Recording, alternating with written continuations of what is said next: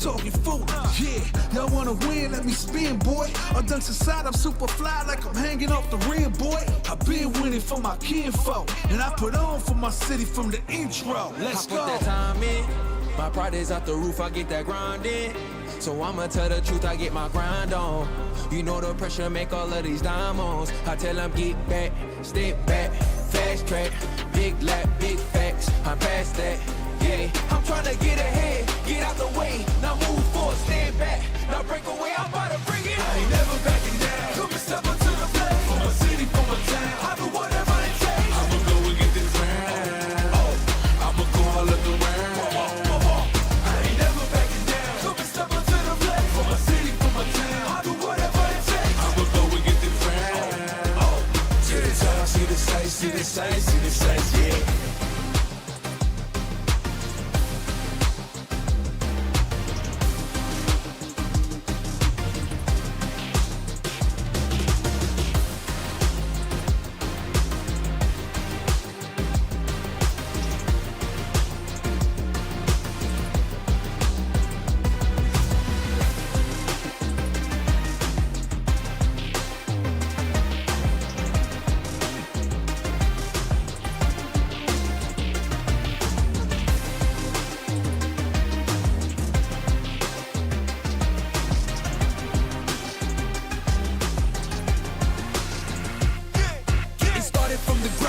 Training getting rounder, channeling it in itself and moving up these mountains. Crossing over, passing bound, for no time to count and keep score. Breaking barriers I never thought I'd cross before. When I get tired on my knees, I gotta dig in it deep. I feel like I'm all alone, it really has got me. I stand by, actions out with the wind, no goodbyes, and you just stood again. Yeah, let's go. How about it, I'm scheming, ride around and I'm dreaming. Once I get the feeling, nobody can stop me. Hit it, I'm on goal. All you foes, once I'm on the road, I'm knocking out of the door. I got the range, if you wanna come and stand up to me, pull up on me now. If you wanna challenge, tell me, rookie, run up on me now. I'm on the road to the top and I'm not looking back. I'm on the road to the top and I'm not looking back. I ain't never backing down. Come and step up to the plate. For my city, for my town. I do whatever it takes. I'ma go and get this round. Oh, I'ma go all of the round. I ain't never backing down. Come and step up to the plate. For my city, for my town. I do whatever it takes. I'ma go and get this round. Oh, to the top, see the sights, see the sights, see the sights, yeah. Yeah, we going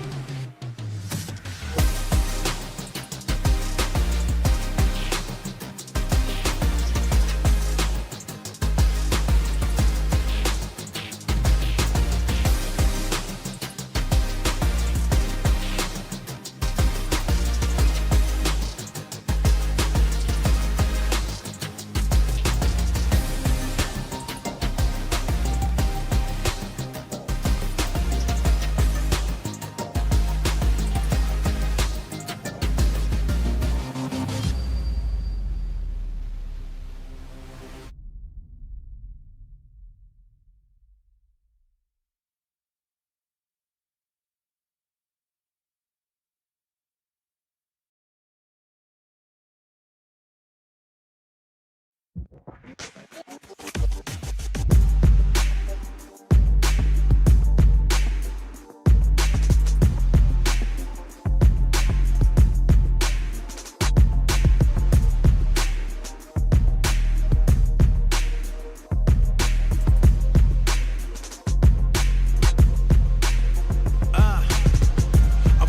the top like a rocket ship.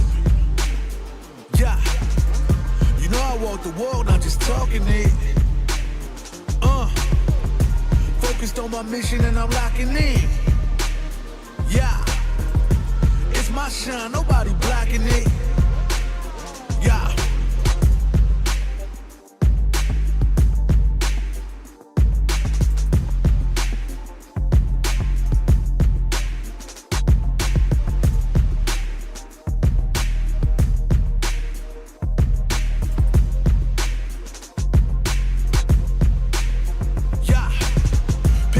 With a crown and a smile. All the things I've been through, I'm alive. Yeah, it might sound crazy, but I know it. I gotta keep going. On and I don't stop. Cause you know I'm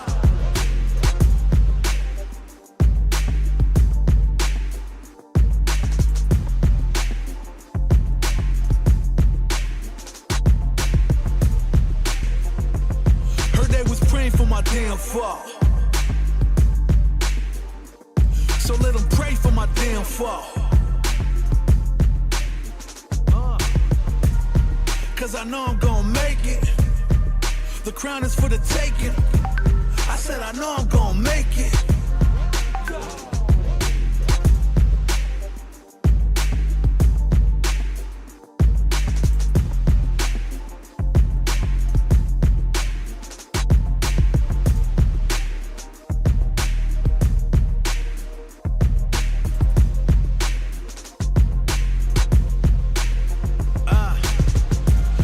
To the top like a rocket ship.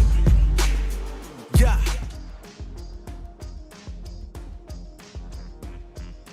Hello everyone and welcome back to the place that you all want to be. This is the World Warrior Asia South Finals, regional finals of course of Street Fighter 6. We have come a long way, all the way coming from all the qualifiers, months in on grinding, but of course let's do the rituals. My name is Aditya, the Dark Lord, and I will be your caster alongside my co-caster, of course, the ever amazing Afron. How are you doing, my man? Yeah, I'm doing great. I'm very excited for today. I can't wait to see all this action we have in store for you guys tonight. We've got regional finals here coming up. So yeah, I can't wait to see what these players have in store for the show tonight. So much going on. Yeah, absolutely. And I want to emphasize upon this, that this is the road that they all have been taking for all the long years. I mean, this is the place, because this is the Capcom Cup shot. This is the one qualifier that they all have been grinding for all the seasons. And shout out, of course, to Capcom as well for providing each region this opportunity, because so much talent we saw unpacking from all the regions around, Asia, East Asia, and I'm like super amazed to see the players finally coming into top 8, and each player actually deserves a spot, but there's only one that can go in. Yeah, absolutely.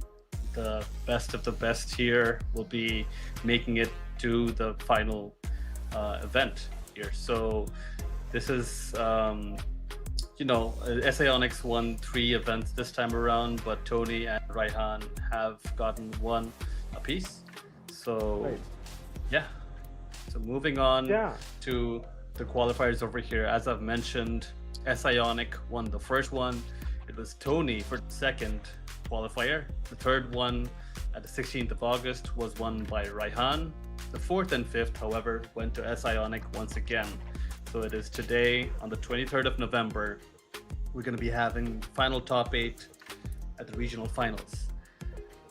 So moving on to the point leaderboard, I guess.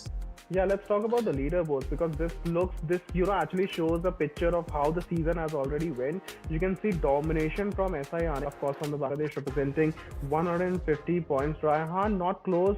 like not far away from him, second place. Then of course Tony, Prince, of course being the first Indian over there. He is, of course, this is the side that is the top four will be facing each other on the winner's side, so they will have one more life as compared to the bottom four where they will be fighting for their life from the very first get-go. That is going to be Vashamia, Bihon, Devil Sim, and Nubrito. So yeah, I mean, this is gonna be extremely stacked. Of course, the first four players will be qualifying from the winner's side, so we're gonna see matches from the winner's side, of course, for shortly. But yeah, last leg, I mean, very tough to be in the side of Nubrito, Devils, and Beyond because they don't have much time to play around with. Yeah, they only have one tournament life. They cannot afford to lose it. So Right. it is what it is. They have their backs to the wall, but sometimes a cornered animal is the most ferocious thing you have to watch out for, right? Right, absolutely. And with this particular leaderboard, what's interesting to see is, of course, when we will transition next, of course, to the brackets and to the players' stats as well, because the production has prepped up a great graphic, of course, for you all to see the performances of each player. But what really stacks to me is the domination of the first, four players as compared to the bottom four. And they are the ones who are in the triple digits, of course. But still, from first place to fourth place, there's a 50-point gap. Even though, and this is going to be very interesting because Prince and Ionic will be facing each other in the very first match. So that's going to be very interesting to see. Sure. The best of both countries going off against each other. Let's see what they have in store for us. So, like we mentioned before, Ionic and Prince are going to be facing off first. Then it's going to be Tony97 versus Raihan. That comprises the winners side of the bracket here. We've got Nubrito and Batshamia, both Bangladeshi, facing each other.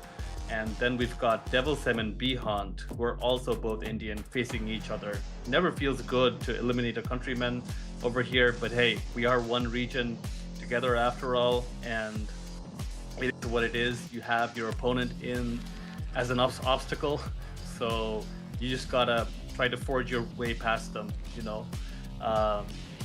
So I guess we can start with the player statistics over here. Yeah, and I want to emphasize upon one more point as well. Not just the Capcom Cup spot, 1 million prize pool shot. I mean, that's a life-changing amount for any professional player. And to get this opportunity within itself, and and not just that, ladies and gentlemen, because we have a prize pool for the top 8 bracket as well. So there's gonna be a lot of prize money distribution along the way, and there's gonna be too much fun. So I mean, each effort is gonna be rewarded because these players have been grinding towards all these matches, and all these long grinding sets. So we want to reward them accordingly with that. What do you have to say about that, Efren? Yeah, so we've got $6,800 on the line just for this event alone. And that's not to mention the chance to go to Capcom Cup, as you said, which there's potentially $1 million that you could get if you go past this and make it big over there, right? Performing your heart out. So the first place position here is going to get $2,000. The second place is going to get $1,500. The third at $1,000. Fourth at $700. Fifth and sixth position holders will be getting $500 apiece, and it's going to be $300 for those who finish at seventh and eighth.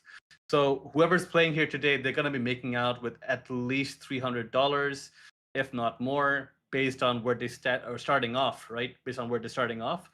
So yeah, this is still a lot of money. Like I remember last time Gupshup mentioned Nubrito might be getting $300 off of it, and yeah, he did. So $300 as a kid, that's actually astronomical. I remember he was talking about how that might be a lot of candy for someone who's like 14 or 15, but yeah, still a pretty nice reward for being able to play from your home and getting to compete with the best of the region, So like next year, I want to see you guys, pack the numbers up over here for the event. There's always more money on the line, more chance to compete, and have fun, learn stuff about the game. The grind is its own reward sometimes, So yeah, can't wait to see more of that. And Yeah, and as you were mentioning about Nubrito as well, like his age, and some of the players have been veterans of not just one game. Some of the graphics I saw, they are veterans from Street Fighter 2 days. And Nubrito is just like 14, 15 years old, so his whole life journey wouldn't be far enough from Street Fighter 4 back in the day. So I mean, it's really great to see young blood coming in and challenging the veterans of the community as well. Because this is what we love to see, like you were pointing out and emphasizing upon that as well. New players coming in, new numbers coming in. That's how the community grows. That's how the region grows. We recently saw Blast doing extremely well, and these are the new kids on the block who are actually challenging left, right, and center, the pros. So yeah, new game and new fresh blood. Let's see how it goes. So let's transition into the players' statistics because we will heading shortly towards the SI Arnic versus Prince matchup. This is our marquee matchup, of course, and player profile. Let's do the honors in front. You go with SI Arnic and I'll cover Prince. All right, so Ionic has been playing Chun-Li, Akuma, even Ryu once. He also has a Bison in his back pocket, which I think has a fair chance of premiering today. But Chun-Li is in the background because historically, when push has come to shove, he has defaulted to the Chun-Li. We'll have to see later on in the match today as what character he centers his focus around. He's from Dhaka. He has placed first in the first, fourth, and fifth qualifiers. He boasts a pretty good rate of 84% win rate over here on the set score. He's been playing since 1998 from the Street Fighter 2 days. This man loves noodles. He loves gaming, traveling, and hanging out with friends. I've seen him post a fair amount of tours when he's gone on to like beaches and so on and so forth. This guy really loves hanging out with his buddies and homies. So yeah, moving on to Prince. Yep. Let's move on to Prince, of course, and he is, of course, the player that we all are counting for from the side of India. He is main, of course, Blanca, but he plays the whole roster. Last time we saw a random match, of course, and that just goes to show the character versatility of the man. He, of course, hails from New Delhi, and he has been the best placement for him, has been the runner-up in Qualifier 3. And win rate not at par from SI Arnic because he had somewhere in the 80s, he is in the 60s, but still very good. Veteran of the community, like I said, Street Fighter 2 days, and yeah, just all around. And what's interesting to see is I remember facing SI Arnic back in the Street Fighter 5 days. That time also he was extremely strong. I remember facing Prince back in the Street Fighter 5 days. That time also he was extremely strong. So from iteration to iteration, even the game changes, the mechanics changes. But these players, the class of them actually, they're just too good. And they are just on par with any game that you throw at them, and they just pick it up and they make their own. Yeah.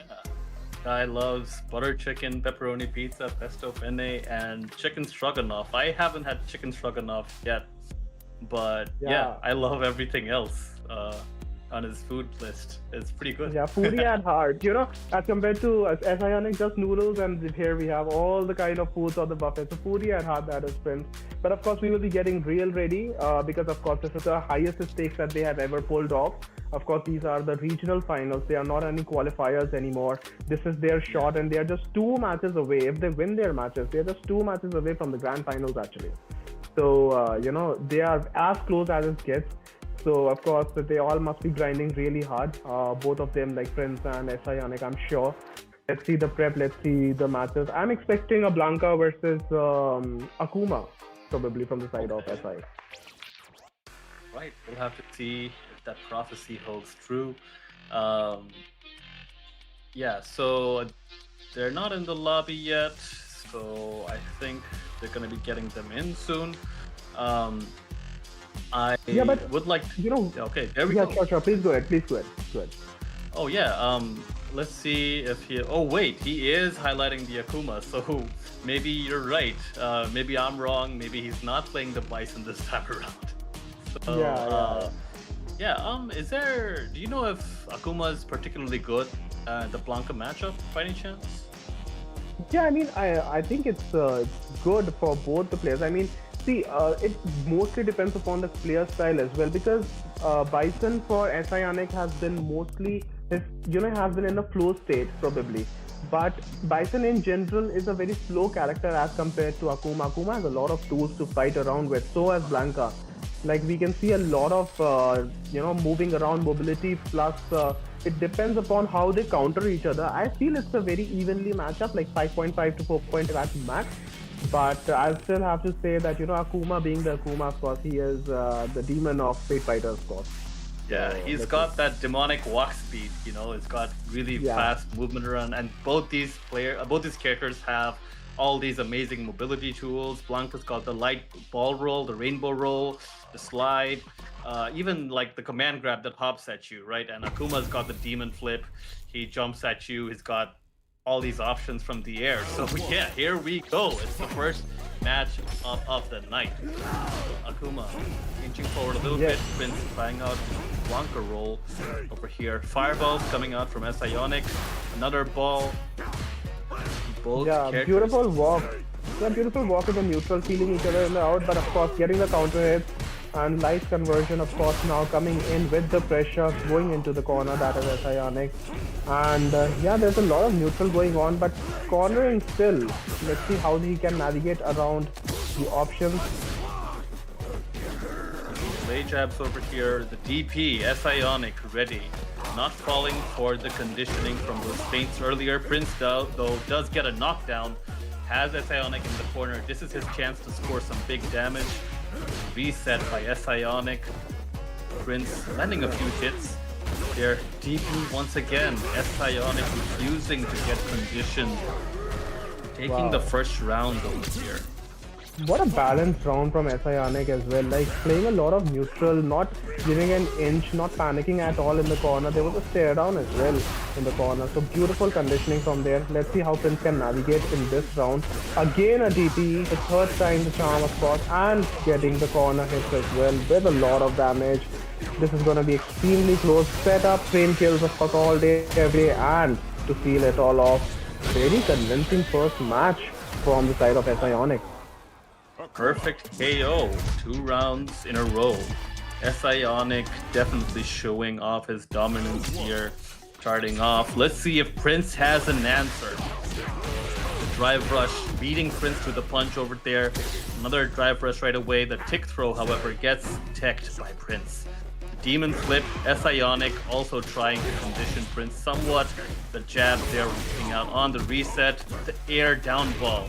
Prince with the throw. The drive rush, however, just a little bit short. Sionic with the miss input from the looks of things. And a lot of damage will be on the table. Oh, beautiful new jump to bait it out. What a call out from the side of Prince, but he drops the combo. And a parry. Oh my god, this is going to be very interesting to see now. Will he later on regret that drop? Let's see here. The burnout has been achieved by Sionic over here. Prince, though, will he choose to wait it out, or will he try to go for the throat? He just needs to land one good hit, really, to end it out for in his favor. But the whiff punish on the slide, Prince has to be kicking himself for that combo earlier. It was his round for the taking. I mean, the way SI made a comeback, that's like tremendous. But of course, now Prince coming in with the pressure. There's a lot of pressure on the corner. Of course, Blanca does a lot of damage. And Akuma, of course, having low health, also translating into that. Now Prince can make a perfect of his own. Will he do that? I think he is in a very close range. EXDP to rip it off. Ooh, Prince redeems himself in the second round, though. Here, the DI works out splendidly against the Adamant Flame from Sionic. Fireballs coming through, air fireball. Sionic not really flinching with those DPs. They're always in place. Prince, though, unable to capitalize as Sionic lands on the other side. Sionic looking to keep up the pressure here. The EX ball, the OD ball, I should say, in SF6 naming conventions. Alright, forward heavy punch from Sionic lands over there into the level 3. Sionic with a gargantuan life lead now. Prince. Yeah, this is gonna be very tall task for Prince, of course. Now let's see if he can know a perfect to respond, and this is gonna be 2 games. Dude, that first round, that first uncharacteristic drop from Prince, he must be kicking himself right now. Yeah, that can't be feeling good. You know, when you're facing a player of the caliber of SIonic, you want to make sure you get every round that you can afford to get, right? And when you mess up like that, the voices in your head from your own self, you start arguing with it. You know, you gotta silence those. Now SIonic EXDPing out of the corner once again. Prince with the back throw though. Not sure what the intention there was. Unable to punish the sweep, unfortunately. The EXDP from Prince though. Sliding forward, but does get whiff punish on the slide. What a jump out. Wow. I mean, the mind games are coming in. He's reading him like a book right now. Yeah, SIonic definitely looking like he hasn't missed a beat here. Prince though does get knocked down once again. The shimmy lands perfectly. The level 2, SIonic will be capitalizing upon it to get that giant life lead again. Safe jump. And the EX fireball. SIonic finished each of these games with a perfect. Wow. It's looking... What utter domination from the side of SIonic, dude. I mean, you know, when the last time this qualifier happened and he was playing Bison, of course, I was feeling that, you know, he's in the grip of the game, but then coming with Akuma, you know, probably throwing Prince off guard. But the pacing of those matches, I mean, those matches hardly lasted any minutes. I mean, the kind of domination he has shown. Everyone who is playing in the top 8 has to watch out because this is the man to beat right now. What an amazing performance from the side of SIonic. Congrats to him for winning in that match. Yeah, tough luck for Prince. He was not able to adjust at that point. Yeah, honestly, it felt like he didn't give Prince any breathing room over here. And when Prince did try to take his ground over here, there were so many whiff punishes. A bunch of those jump in or rainbow ball attempts were just stuffed with the DP. SIonic was just ready for it. Prince, it seemed, from the looks of things, was unable to get any mental stack going. He did show signs of life in the second game where he had a potential win on the cards, but that first round did not go his way, unfortunately, as SIonic made the comeback after the combo drop, and SIonic just gambled on that EXDP. It worked out. And Akuma gets really good knockdown pressure off of his EXDPs on wake up. So, I mean, EXDPs in general. But yeah, it looked a bit rough for Prince there, I have to say. Hopefully he'll be able to bounce back from the loser side of things. But you know, that's the beauty of double elimination, because the way they all have grinded towards the qualifiers, that gives another life for Prince from the losers run. And maybe he can get that, you know, losers run that we all talk about every time in the tournament, because a player coming from the loser side on a streak, it's very dangerous. Last time we saw SIonic coming from the loser side, because I remember Devil's Them actually knocked him out from the winner's side in the group stage. So then he made the comeback from the loser side. So we hope that, you know, Prince can also show signs of life over there. But yeah, coming back to the next matchup, that is going to be Raihan versus Tony97. This is going to be very interesting as well, because, you know, a lot of history as well between these two. They have faced each other multiple times in the previous qualifiers as well. And they are just all class right now. So what do you want to say about that? Yeah, Tony97 and Raihan. Raihan's been playing many different characters across the board, playing modern, and that really, like, he's been flexing the character pool that he has. Right. You know, it's always sort of unpredictable on his part, but he does play really well with the Jamie when you know, things don't go his way. He's made amazing comebacks in the past. Tony97 does play the Akuma, does play the Mai, but mostly it is him sticking to the Manon. And he has been using, so here is Tony97 on the screen. Like I've said, he plays Manon. He is from Taka. He did win the second qualifier this time around, has a win rate of 73% with 31 sets. He's been playing Street Fighter 6. He is primarily a KOF kit player, but here in 2023, he made an amazing debut in Street Fighter 6. Loves deli sandwiches. Oh yeah, that's awesome. So he does love working out and learning different languages. This guy has a mean repertoire in Japanese, I have to say. And like you see on the picture, the results are showing in the workout. Exactly, I was coming on to that. Even if you would not have mentioned working out, we would have guessed, Tony. You don't have to flex like that. But yeah, coming back to, of course, the next graphic for the match. And very interesting to see because Manon has a very different kind of playstyle as compared to a traditional Street Fighter player, I would like to argue. Because, the way she pressures, like she has long range pokes as well, but the command grab pressure is sometimes just too hot to handle. And to operate her around, such navigations into a set, it's very, very tricky at times. But Tony has been able to figure that out. And, coming back, like you said, the legacy from KOF to Street Fighter 6 directly, not an easy transition to make, specifically at such a high level that he is playing in.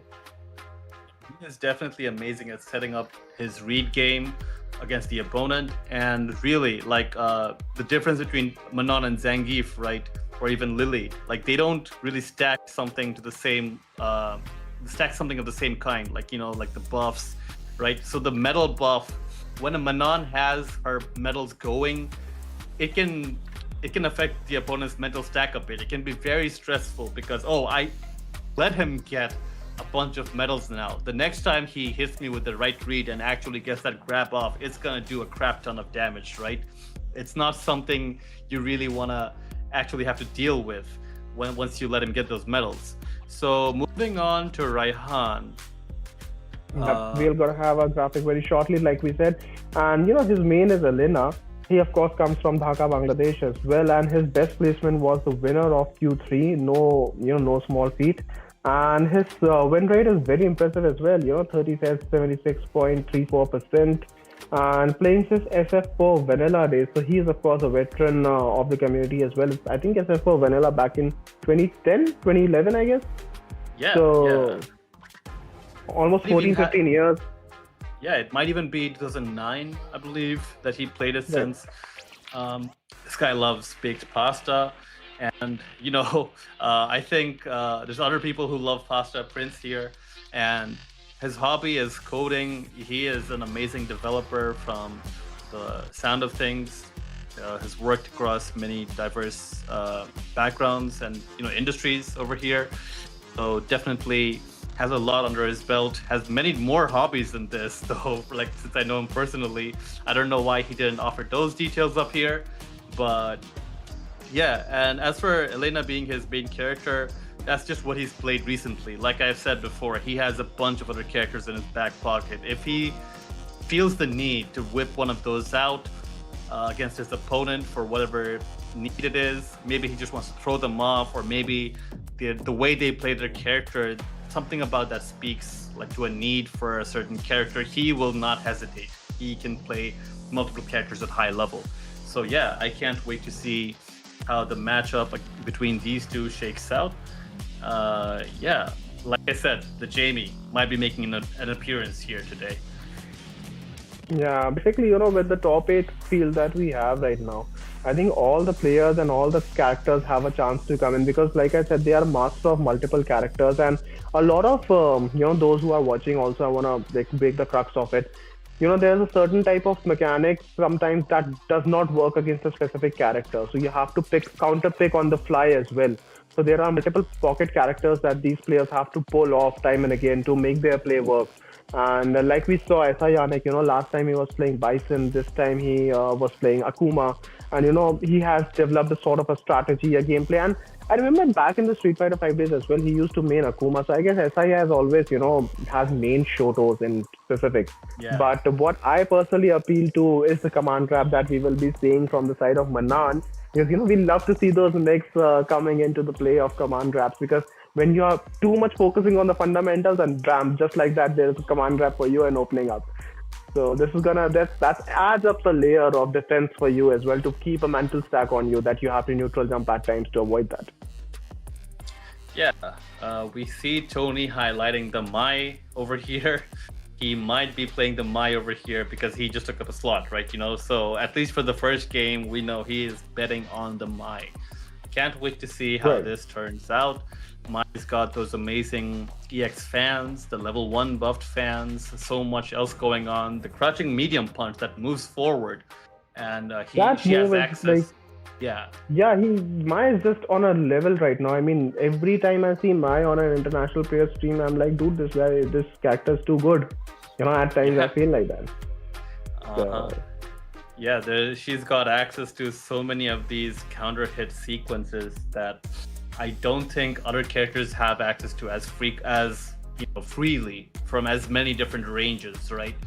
So she is quite the character. Has so much going on that level 2, when it's buffed by the level 1, can do damage something approximating a level 3 even.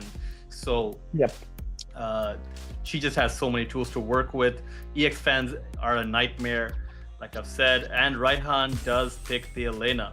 So yeah, we should be getting ready to spectate soon. Waiting for the battle. This is the beauty. Efran, this is the beauty what I feel of the top 8s as well, because FT3 gives you a time to adjust as well. Whereas in FT2s, there is not much time to experiment. You are just losing one match and you are out of, almost on the line. But of course, Mai versus Elena, that is going to be our next match, of course. So let's see how it unfolds for us. Tony97, of course, rocking that Mai. Both sides starting off with what looked like feints over here. Starting off with versions there. Elena, though, doesn't have... Oh, that's a sure punish there. Not sure if that was a buffer attempt over there or it was some sort of misinput or maybe even a hard read. But here, Raihan checks the drive rush, has Tony97 in the corner. Yeah, and shimmy attempts as well, back to back. I mean, the kind of readiness these players are showing right now. And of course, we cannot underestimate Raihan with his modern reactions. And adding a new layer to it, but again a punish counter, beautiful spacing in the neutral as well. Like these guys are playing too crisp right now. Yeah, Tony is really good at the low shimmy game, both on defense and offense. So Raihan there really chose not to fight too hard over there, but Raihan now getting, that is a punish over there, spending the meter. Now, Raihan is particularly trigger happy with spending his supers. Maybe that's got something to do with Elena's low damage, that he feels the need to use them for conversions. But that was quite the hard read. So, see here though, getting near the corner. Yeah, beautiful check from the standing light kick, converting it into a lot of damage. Let's see the pressure. Yeah, catching him off guard, jumping out, beautiful back from the DP. I mean, he's just tensing out. Guaranteed crush. This is gonna be huge damage. DI reset. Tony gets his level 1 going. Those fiery fans are going to be streaking across the screen. Drive rush jab here. The DI works out well for him. Raihan. What an exchange over there. For sure.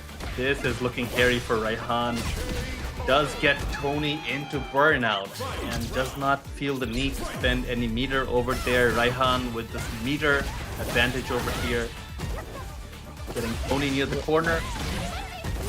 Not a lot of sway. But Tony options. coming back as well. I mean, these guys are just trading blows at this point. And the spacing between these two has been incredible. I think there's a lot of matchup knowledge between these two. And a paid out for the EPP. This is going to be huge punish in the corner, utilizing the level 1, of course, and maintaining the pressure. Quick throw again. This is going to be very, very shortly. Oh, and a comeback from the side of Raihan as well.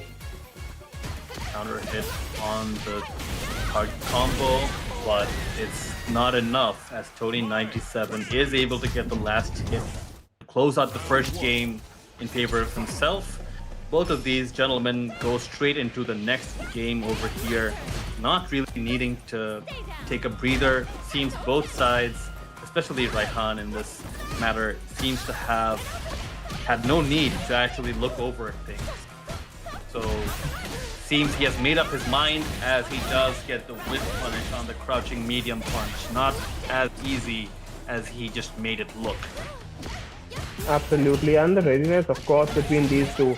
Just, constantly checking each other into the neutral. Beautiful parry, going into the corner again. Back throw, of course, maintaining the corner pressure. Let's see how he fights back. Not over-pressing, maintaining a distance so that he can catch the jump out effort. But again, a counter hit, beautiful fishing from the side. and there's gonna be huge damage from the side of Raihan. Tony 97 is bleeding left, right, and center in this round. Let's see.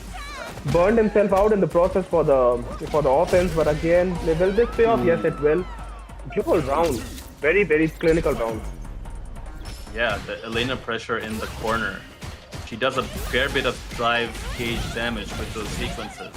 Tony, though, at a drive gauge deficit. Raihan with the backdash fighting his way out of the corner. Does manage to make the throw whiff with it. Raihan now getting some space. Yeah, and taking him into the corner as well now. Of course, the pressure from the Elena, like you were talking about in the last match. Again, a counter hit, but not able to punish that. Yeah, the high whiffs over Tony's head over there on the Mai. Tony sneaks in a parry there, gets some drive gauge back. Puts Raihan near the corner once again. The trade, but Tony seizes the next hit straight off of that. Bursts into level 3. Does not want to take chances. Wants to keep his game alive over here. Right, and I think that's a smart decision as well, because the kind of life lead that Tony had at that point, it could have melted in just a moment. So, yeah, beautiful conversion from the side of Tony as well. Now, of course, coming in with the Trivash. And again, beautiful spacing. Absolutely. Converts into the DP there. Tony 97 poking out Raihan over there. Corner carry conversion does work out. The fans, ever a threat, present on screen. Level 1s. Raihan does get shimmied into the punish counter grab. Grab once again. Tony 97 is now 2-0 up over Raihan. And you know what's interesting to see is these matches, of course, going into Tony's way, but they are very close. But the way they are closing it off, it feels like, you know, Tony's dominating, but it's not the case. Raihan is also making a lot of good moves right here. But it's just that Tony's making the right call. And again, like I said, shimmy. Oh, and EX pressure negated. Yeah, Raihan refusing to really let those blocked EXDPs play with him. He does let them rip though. So Tony 97 now adds the cusp of doing another 3-0 over here. The grab there coming in from Raihan, showing signs of life. The parry attempt by Tony 97. Raihan not quite close enough to capitalize on that with a grab. Not exactly sure what option. Perhaps he read a sway option coming in from Raihan. Raihan really not able to make those sways count for a whole lot. The drive rush under worked out really well for Tony over there. Raihan. Yeah, but they have to check out. They are just on the verge of burning out themselves. And like I said, burnout is there, so the pressure can be now mounting. Again, a counter hit conversion. This is going to be huge. And a guaranteed kill over there. Wow, what an amazing DI over there. The timing of that was so good. Tony, though, ready with the DP anti-air. Raihan trying to fight his way out. That has to have been a crazy missed input over there. Tony 97, what are you doing? Does get whiff punished off of that level 1. Tony 97 now in burnout. Raihan, I hope, will not be playing with his food now. Does get the DP. Those modern DPs, you can't ever doubt them. The DI lands. Raihan will surely be closing this one out in favor of himself. The score stands 2-1. Still in the favor of Tony 97, but the momentum may be shifting in the favor of Raihan. Let's find out. Yeah, and Raihan making the adjustments as well, because in the last round, there was a shimmy attempt from the side of Tony 97, but he was quick enough to, you know, just press the buttons to catch him low. So he understands now that, you know, the pressure is coming in from the side of Tony and he's making counter adjustments. Speaking of which, EXDP has been baited out from the side of Tony, but a combo drop, okay, they are just hammering out right now. What is going on? There's so many combo drops today. Once again, Tony 97 dropping that combo. Gets punished once again. Only has a sliver of drive gauge to his life. Tony 97 though, with a clean neutral jump, punishes that DI attempt by Raihan. Yeah, and burning him out, chipping him out. Wow. Like, there's a lot of chip on the line right now. I think this is gonna be it. Yeah, burnout at that situation against Mai is very difficult to navigate around. But again, what a call out at that neutral jump with the DI. I mean, you know, these guys are ready right now. Yeah, they're making those adjustments. Tony is particularly very good at paying attention to DI patterns, both on offense and defense. So you can't really mess around with this guy on the DIs. But here, Tony97 has those fans going. Fans Beautiful setup. Stocks on that combo. Yeah. He was anticipating a low, slide over there, so he was quick enough to immediately punish. And as a speak of it, Tony97 has bled out the Raihan side of life, and just like that, 3-1 to his name, and he will be facing Ionic in the winners finals. Wow, what a feat for Tony97. He made that look so beautiful. Yeah, the Mai is paying off huge over here, absolutely stuck to it, refusing to budge at Raihan's win. It seems he is sticking with the Mai. He is choosing to play top tier, as it were. So yeah, definitely showing off with the results over here. And Raihan has been sent to the losers, as you've said. Honestly, it seemed like a lot of interplay between the throw, shimmy, and wake up reversal mind games over here on knockdown. The neutral just went really all the way to Tony's way, even though he dropped a lot of combos. He whipped the wrong move every now and then, which did happen once or twice on Raihan's side, but for the most part, those combo drops didn't amount to much as to what Raihan could capitalize on. So yeah, Tony97 and Ionic will be facing each other later. But here, amazing stock usage from Tony97. That neutral jump off of that DI to punish it, right? The timing and the read were just there. It just worked out immaculately. Yeah, and not just a neutral jump, the EX-TPs bail out from both the players. I mean, they were like very ready at the time. And I think, like I said, because they have prepped a lot against each other, because this matchup, they knew that they will be facing first off. So there's a lot of prep for the first matches, of course, because, the schedule was out far before as well. So a lot of tech involved with that. But again, Tony97 just showing the class that he is. And yeah, like I said, it was a very entertaining match to see because the kind of adjustments that they both were making. And yeah, combo drops I can understand a bit because, of course, the tournament jitters of the regional finals, you're, just an hour of work away from the Capcom Cup spot. I mean, as a player, I could also feel, the jitters if I would have played it. But of course, they cannot afford at this level. That is also one important aspect because one small mistake and the opponent was going to punish you like tremendously. So they cannot afford to lose that. But of course, that is the winner's side that the first two matches that we have covered. Now we will be, of course, going towards the loser's side because we have two players to eliminate because, of course, we will be shrinking down the bracket as we will speak of it. So you want to talk about that right now, Afran? Yeah, it's going to be Nubrito versus Batshamiya. Both of these players have historically favored the Shoto archetype quite a bit. So they did face off a few times here and there. I think there was one set in particular last year, the first qualifier from last year where they faced off and it went to 5 games. Nubrito put on quite a showing that time. And I think in subsequent matchups, Nubrito did not slouch at all. But Batshamiya has historically been the victor in pretty much all their encounters. Yeah, okay, we got Devilsim versus Bihon first. Right. So there's a little bit of switch over there. And this is an all-Indian classic matchup because Devilsim and Bihon will be facing each other for the verge of elimination. Not what we would love to see, but of course it is what it is. That's how top 8 brackets do stack up from time to time.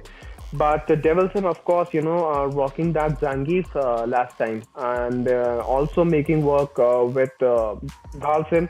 But I think he has now adapted to Zangief pretty much really good. I mean, the way he is playing, and he was also, was able to knock out Ionic in the loser's side last time. So, of course, his Zangief is not something to cheat upon. But Bihon, of course. Yeah, and, talk about Bihon for me. Like, he has been staple from the IndianFGCs as well. He has been showing up in each qualifiers. And, in India, he is known to have the best reactions out of all the players because the way any game you throw at him, the way he naturally adapts to it and he immediately starts like reacting to the things that you think that are not reactable was the one thing that he was very famous for back in the day. And yeah, he has also been very strong in the previous qualifiers as well. So it's very tough to call out who's going to come out on top in this too. Yeah, I mean, typically the average reaction time for most players is about 16 frames, in speaking in terms of time here. But there are outliers. You know, there are people who are good at seeing it coming. They know how to put themselves in that state of anticipation. And sometimes some people are just genetically blessed. Sometimes they react at 14 frames and so on. So that's amazing over here.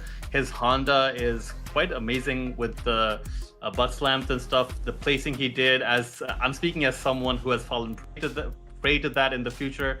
I mean, in the past. I mean, so yeah, he has quite a lot going on that in terms of his gameplay. And Devil Sim, his Zangief, you know, he definitely turned some heads by taking out Psionic and putting him into losers in the past over here this year. So I can't wait to see how this shakes out. Dalsim versus Honda, I'm not totally familiar with the matchup. So if you have any info on that, I'd love to hear it. I mean, traditionally, you know, every time, you know, a brawler has come into face off a Dalsim, it was always, you know, the zoning versus the rushdown type. But now, even in this iteration, I think, you know, I would love to argue that even Dalsim is a rushdown in some senses. Yeah. Right. Yeah. So, but, you know, it, like I said, you know, all these matches, SS6 has been mostly a balanced game in general. But it really comes down to player to style as well, because from what I know, you know, B-Haunt likes to play very aggressively. And, you know, Devil Sim being the veteran of the game as well, because he has started his journey long back in Street Fighter 4 days. So he has seen all the kinds of iterations and the way he has adapted to it. I mean, traditionally, I think he will have a good grasp of the Honda matchup as well, because like I said, they both have had time to prepare for it. And like I said, I was talking about the player profile, and here it is on the screen. Yes, of course, main is Zangief, but earlier it was Dalsim. He hails from Delhi, of course, and his best placement was third place as Q5, of course. And he has been playing since 1997. Talk about that. I mean, the kind of experience the man has. So it's going to be incredible to see, with a decent win rate of 64%. And yeah, traditional Punjabi food he likes, you know, Rajma Chawal, Chole Bhature. He's all about that food life. The first time I'm seeing someone gaming hobby, you know, this was one gripe of mine as I was seeing the players' graphics, and I was like, no one is mentioning hobby as their gaming. I mean, what the hell is going on over there? Yeah, and watching martial arts and horror movies, I can relate to both of those pretty, you know, emphatically. Same with gaming, of course. But yeah, he's definitely got a diverse set of interests there. I don't think a whole lot of people watch martial arts and horror movies. That's you know, that's quite the range over there, I have to say.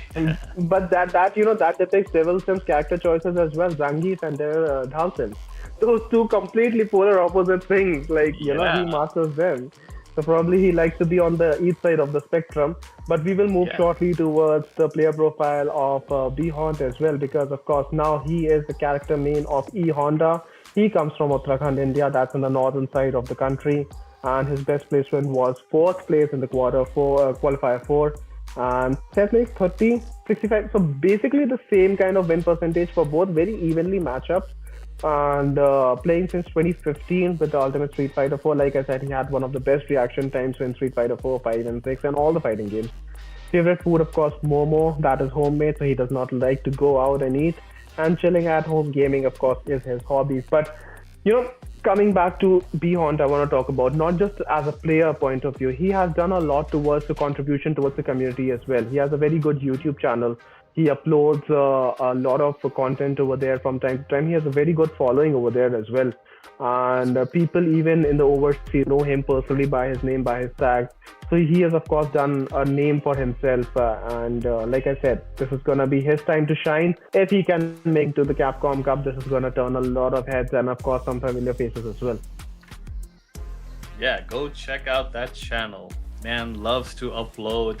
He's always there showing off whatever is revealed by Capcom and Street Fighter. Does also dabble in other games as well, if I'm not mistaken, and definitely posts a lot of amazing gameplay content. I've seen quite a fair bit of that from him over time. So yeah, he's been playing since 2015. Ultimate Street Fighter 4, and that game is quite has quite a lot of reads going on as well, on top of like a heavy execution. So he is no stranger to heavy execution requirements whenever he's playing any character, from the looks of things. Absolutely. And you know, this is, like I said, this is not what we love to see. One of the players will be going home with this match, but top 8 brackets are so stacked, and this is the regional qualifiers. Of course, we cannot get the stakes any more high. You know, if I would have been in their shoes, I would have been like, you know, this is like one day's work I have to perform.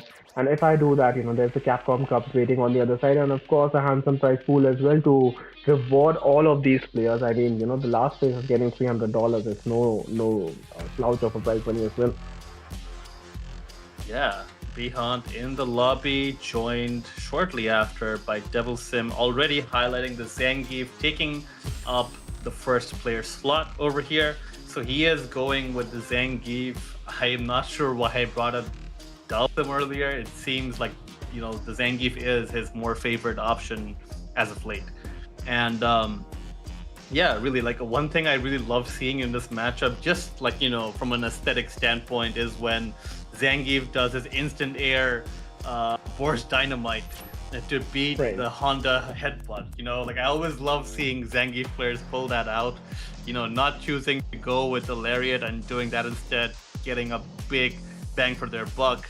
As for, like, you know, the reaction speed and stuff going on over there, I'm not exactly sure if Devilson necessarily gonna risk that over here, but I would just love to see it. But yeah, I can't definitely wait to see how this. And you remember, like, even in this iteration, it is much more manageable and much more reasonable to begin with, because the range of the air SPD is not that absurd. Whereas in Street Fighter 5 days, in the earlier times, full screen apart, Zangief is on this side, and the other characters on this side, and there's the air grab and it connects, and it's like, dude, this is the God's gift for me, because I used to main Zangief, but of course, you know, E-Honda versus Mech Zangief, rocking those beautiful costumes. Yeah, remember Boris Dynamite catching Bison's air options from very far away from the Devil reverse and stuff.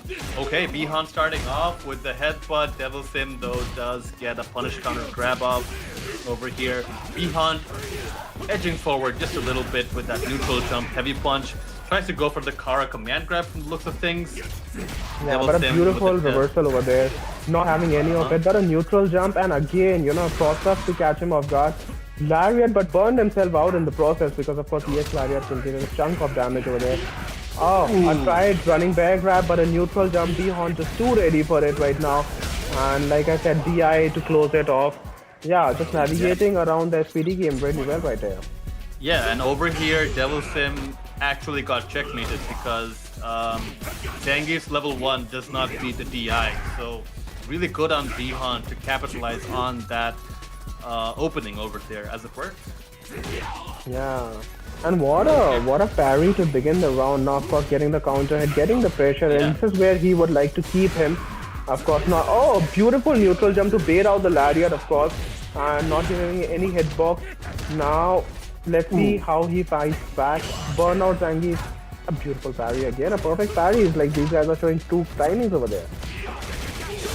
Lots of jumps going on over here. Goes all out with the level 3. Behant delaying Devil Sim's drive gauge regen by just a little bit, but more importantly, getting himself back to 3+ bars of drive gauge.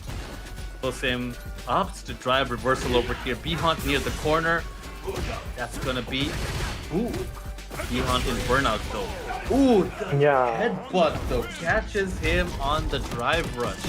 Devil Sim already with 1 game deficit over here.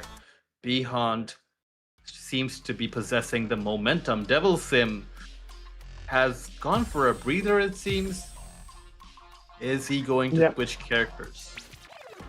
I don't think right now he needs to, at least because the way he was playing with Zangief, I think the neutral jump really catches him off guard, because Zangief SPD game has to be there. So I think he has to, you know, put air pressure over there so that he can stop jumping, and then he can maintain the pressure. Because, and of course the arc of the Honda neutral jump, of course, is very, very tricky to deal with. Command grab, and the Honda is just looking in flow right now. Alright, the jab stops the jump over there. Devil Sim seems to be getting increasingly more comfortable. Does get the SPD off at the corner earlier. Now Bihon maybe at a drive gauge deficit, but definitely fought his way out of the corner into the mid-screen. The EX Lariat catches out. Really Bihon unfortunate. Yeah, just the last clip of it actually caught him off guard. He was baiting that out specifically, but he walked into that range. But of course, no worries for Bihon, of course, right now. Neutral again. Stand medium punch there from Bihon, showing no quarter over here. I think he has really figured out the SPD timing for Devil Sim. He has really analyzed his gameplay so that he's actually jumping out.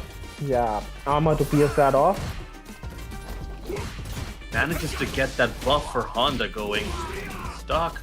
And Bihon near the corner now. Devil Sim looking to capitalize on the corner pressure. Gets a drive reversal off once again. The level 3 on Wake Up. Bihon will be able to regenerate drive gauge and the white health over here. Massive lead if it works out for him, but Devil Sim, though, at the cusp of getting the level 3 off in his favor, does not have access to drive gauge to combo into the level 3 for himself. Wow. Will it even be necessary? The level 3 works out for him, and Devil Sim with 3 bars of meter here to work with, going into this round with a massive resource lead. Yeah, man, what a comeback over there. Now again going in with the full, that standing, crouching light kick into SPD really caught him off guard in the last round. But again, neutral jumps and burned himself out in the process. That is Bihon. Now let's see how much Devil Sim can capitalize on it. He is maintaining the corner pressure, but drops himself in not in favorable position because all the work. But again, knee into SPD. A lot of damage has been taken off. Let's see how he takes it. Devil Sim seems to have been a bit cautious on trying to potentially bait out a reversal over there after the overhead. Ooh, the air to air. Maintaining the discipline. Yeah, maintain the discipline as well. No tech over there because of course a clean jump in will seal off the round for Devil Sim. One match apiece. This is going to be really interesting. Like I said, these players are very evenly matched up at this point. So really interesting to see. And Bihon going straight back into it, not opting to go for a breather, does get the SPD to whiff over there. Bihon not skipping a beat, seems to have his head in the gameplay over here. I think, ladies and gentlemen, we have a banger on our hands over here with Devil Sim getting that neutral jump SPD off. The sweep once again. Whoa! SPD right over Catches there. him. Yeah, and burn himself out in the process as well. He's in a very good position right now. He just needs to walk up and just grab. Oh, walk up lariat. This is the confident Zangief that you would like to see, Devil Sim really coming into the flow right now. Yeah, Devil Sim with the lead overall right now. Seems to have managed to get the read going. Seems to have made the adjustments. Bihon though answering back with that Wake Up EX head plunge. Command grab working out over here. Bihon answering in kind with his own command grabs. Devil Sim with the drive gauge lead. Seems to be edging forward just a bit over here. Bihon near the corner. Wake Up butt slam. EX butt slam over here. That's amazing. Yeah, he was calling that out, but the delay caught him. And of course, headbutt into SPD class over there. Let's see if he can. Oh, and a beautiful drive impact. Oh, and that's gonna be it. Beautiful check from the side of Devil Sim, utilizing the DI over there and just making it count. 2-1, that is right now. Devil Sim in the flow. Finishing it off in style. Wow, Devil Sim definitely showing lots of amazing progress there. Seems to have made quite the adjustments. Bihon, right, though, now taking a breather for himself, getting himself in the right headspace because he is only one loss away from elimination over here. No one likes to be in that position, right? So right. Definitely going back to the drawing board, looking at the chessboard side of things. What has my opponent done? In what frequency? What can I do to counter that? What should I watch out for? What spacings do I need to be mindful of? There's so much going on over here in this Zangief versus Honda matchup over here. But going in again, no switch from the side of Bihon as well. Now let's see if he can make this a beautiful neutral jump to bait out that heavy punch. Now let's see if he can make the comeback. Again, reversal calling out. He has been really using Devil Sim that option to get Honda out of the face. But now jumping in again. not giving an have to inch in say, this round. Yeah. both sides have been very impeccable with their air-to-airs in this matchup. Like, they have not been slacking one bit, and that is a back throw over here. Can Devilsim make the comeback? Oh, he just got that EXSPD. That was amazing. No lariat there though, but Bihan is in burnout. Not that heartbreaker. Jump in does not convert for Devilsim. Unfortunately. Yeah, he Bihan- almost, you know, almost he gave us a hope. But again, the running bear grab, of course, the reset over there. Devilsim in the flow, calling that out. Oh, I thought he called that out. But no, it catches him off guard. Yeah, I think he went for a like SPD against that EX headbutt once again. Devilsim once again with the SPD just worked out well for him. DI pushes him near the corner. Always an amazing option to put your opponent in the corner if they are not ready with their reactions. But Devilsim, he had burnout though. Bihan does need. Ooh, the SPD catching him from downtown. Devilsim 1 round away to get the set over here. Yeah, and a call out as well in the initial EX, but not able to convert that, but maintaining the corner pressure. That is again air to air. Go down, you guys. And again a DI to close it off. EX lariat combo. No, normal lariat will do it this time. Not really burning the level 3 over here. Always a wise option with Zangief though, because you do not want to be caught out. Right. With And he could have DI. really get out Honda over there in the corner, but of course, unfortunately, he was there for Devilsim. He was not able to. But again, coming into the neutral air to air, again calling out those timings right now. But Honda, you know, Bihan making the comeback again, utilizing the meter. Of course, this is the wise call because this is the elimination point for him right now. Yeah, definitely want to get the lead. Put your pressure on your opponent over here. And Devilsim looking to fight back. Jump back air to air. Amazing option there from Bihan. Keeping his pace. Devilsim though, if he gets one conversion, he could have ended it. But Bihan does not let that happen. Like I said earlier, I'm glad to be correct. This is a banger we have on our hands. This set is going to 5 games. Let's go. Yeah. Here in the 2-2. supporting as both these gentlemen are playing their hearts out. Absolutely. Bihan. But now the flow seems to be on the Bihan side right now. Yeah, for sure. Air to air slashes once again. No SPD Beautiful there. back dash over there. Yeah. Ooh, Bihan though does get caught out right over here. Devilsim with the drive gauge lead. DI pushes him back. Will there be? Ooh, that eats the overhead over there. Oh, and a Punish beautiful is- parry and EX SPD. What a perfect Wow. parry over there. Oh wow, oh shma. Devilsim absolutely rocking the lead over here right now. 1 round away from a potential triumph, but will Bihan have something to say about that? No headbutt there. This time once again went for the SPD. Bihan though expertly backdashes out of the range over there. Bihan gets SPD'd once again. Devilsim does get punished there on the running bear grab. The EX level 3 there. Punished by Bihan off of that neutral jump. Bihan. That's a heartbreaker right there because that call out was all he was depending on. He has now no meter to work with in this final round, but let's see if Devilsim can make it count because Bihan is in a very good position, but Devilsim is fighting back. Last game, last round over here. Amazing so far. Let's see what Bihan can. Ooh, gets hit by the SPD once again. Don't forget though, Bihan does have the level 3, but this is a huge life lead for Devilsim. He's a steamrolling right now with those SPDs, yeah. And let's see now, this is gonna be very, very close. A lot of neutral jumps, of course. Now he cannot be stationary. With one SPD, he will. Yep. Conversion should be there. Bihan does. Oh, no conversion off of that yet there. On the level 3 though. Now, Devilsim Anyone's game again. right now. And he gets the hit first. Oh my god, this was so close over there. I mean, the kind of patience these guys were creeping at that time, I was freaking out because I was just watching the match and I was like, who gets the last hit? Who gets the last hit? And Devil Sim, of course, making it count. This is probably the closest set that we saw in a long time. I mean, final game, final round, and that too with the 20% life left of each player. Yeah, hard left for Bihon. He's getting eliminated, but Devil Sim, wow. The nerves of that man. I mean, to get that last round, I would have dropped that combo probably. Yeah, that was quite hairy, I have to say. Like when I saw that level 3 come out from Devil Sim and it was neutral jumped, I thought this is it. This is Bihon's momentum to take it all, right?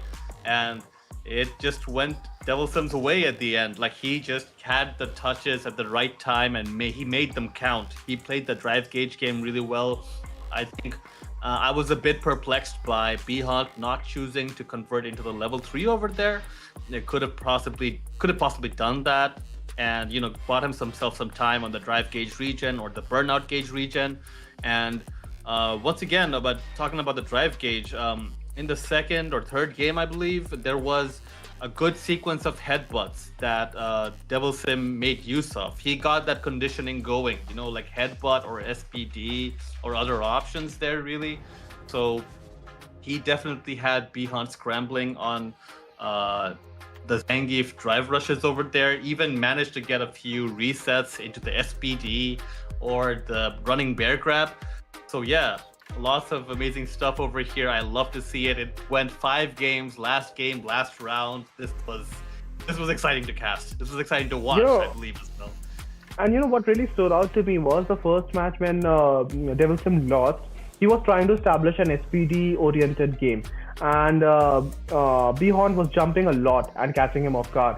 But after that, there was not a single interaction where I felt where he did not challenge the neutral jump. He was, with his standing peers, he was constantly trying to, catch him in the air to air.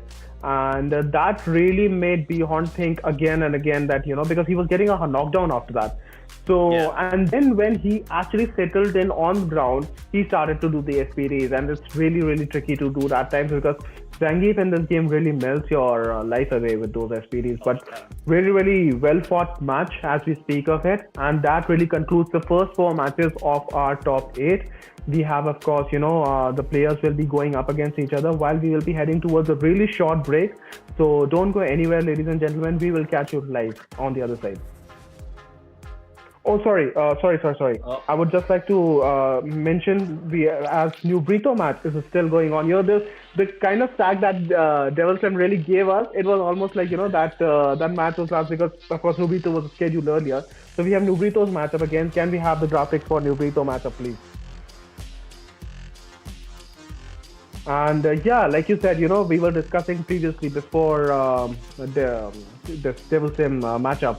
New Brito is the youngest kid on the block right now. And, this is going to be very interesting to see how he fights back.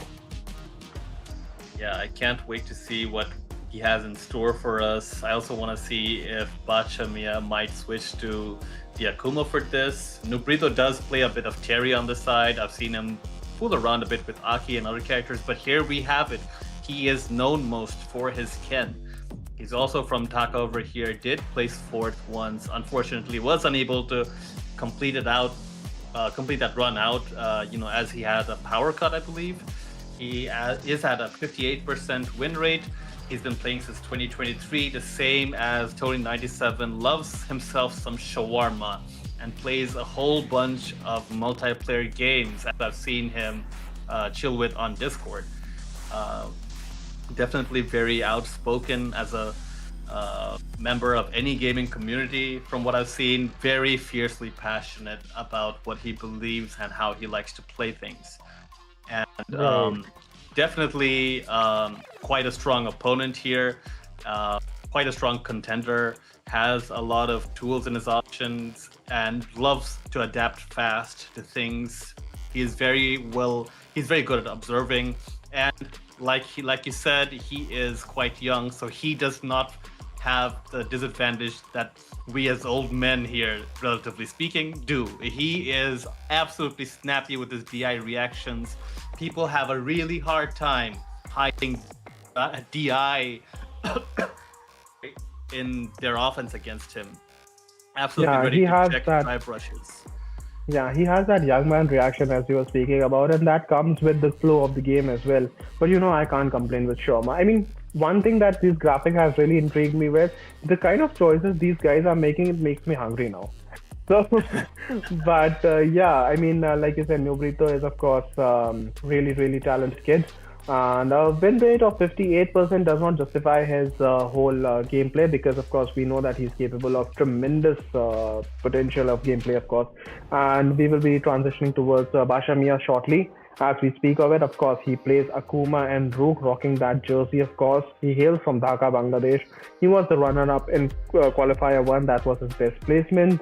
Win rate of 62.91, basically 63% to round it off, with 23 sets in place. So playing since 2018, since Street Fighter V Arcade Edition. I remember facing him quite a few times in Street Fighter V days. He was extremely strong back then as well, but of course gotten only better from there. Favorite food, pizza. Like I said, choices have been very good. Traveling, a good hobby to have, anime and pop culture. So a really diversified player profile. He has a decent set of experience as I think 2018 from 2025, 7 years of fighting games experience.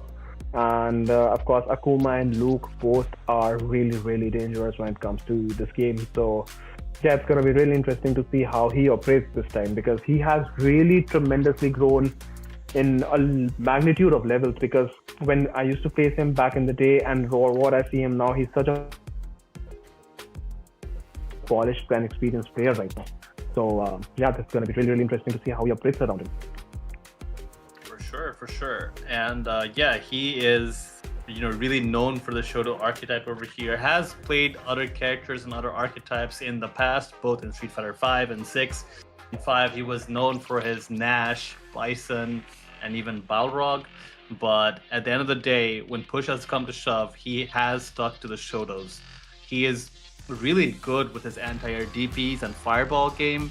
And really, he is really good at teaching you how to segment your DP reactions and stuff like that. He is really good at teaching you the crosscut. And here he has fooled around a bit with characters like Marisa, even Zangief, and other characters, so on and so forth. But yeah, same goes over here in Street Fighter 6.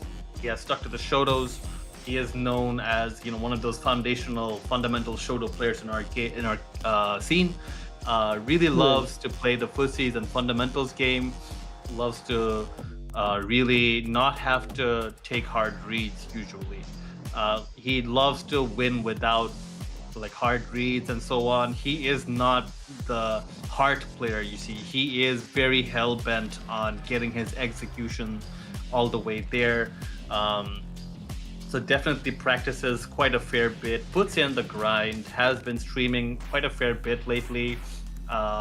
He also was known for Sagat last time in Street Fighter 5, but he has not quite used that much outside of ranked. He has, I think recently he got 4 characters to 1800, and he has been to 1900 before, but we'll have to see. Oh, he did pick the Akuma. So yeah, I guess he's not going with the Luke that he was mostly favoring the last few qualifiers.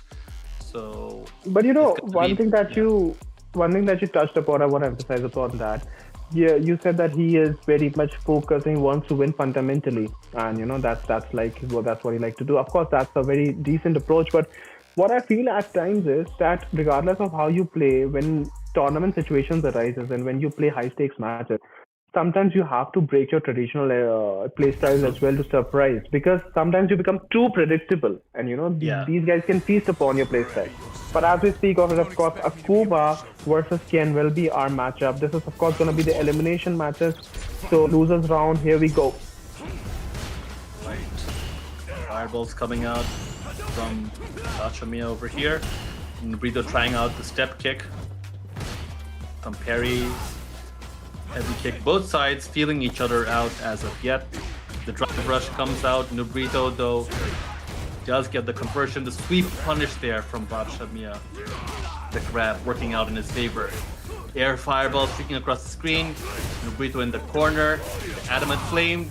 He does get shimmied. Yeah, beautiful shimmy over there, of course, with the plus frames now, maintaining that pressure. Beautiful DP from the side as well. Now, with the life lead that he has right now, it's going to be really difficult to mount that up. He's maintaining that neutral fireball game.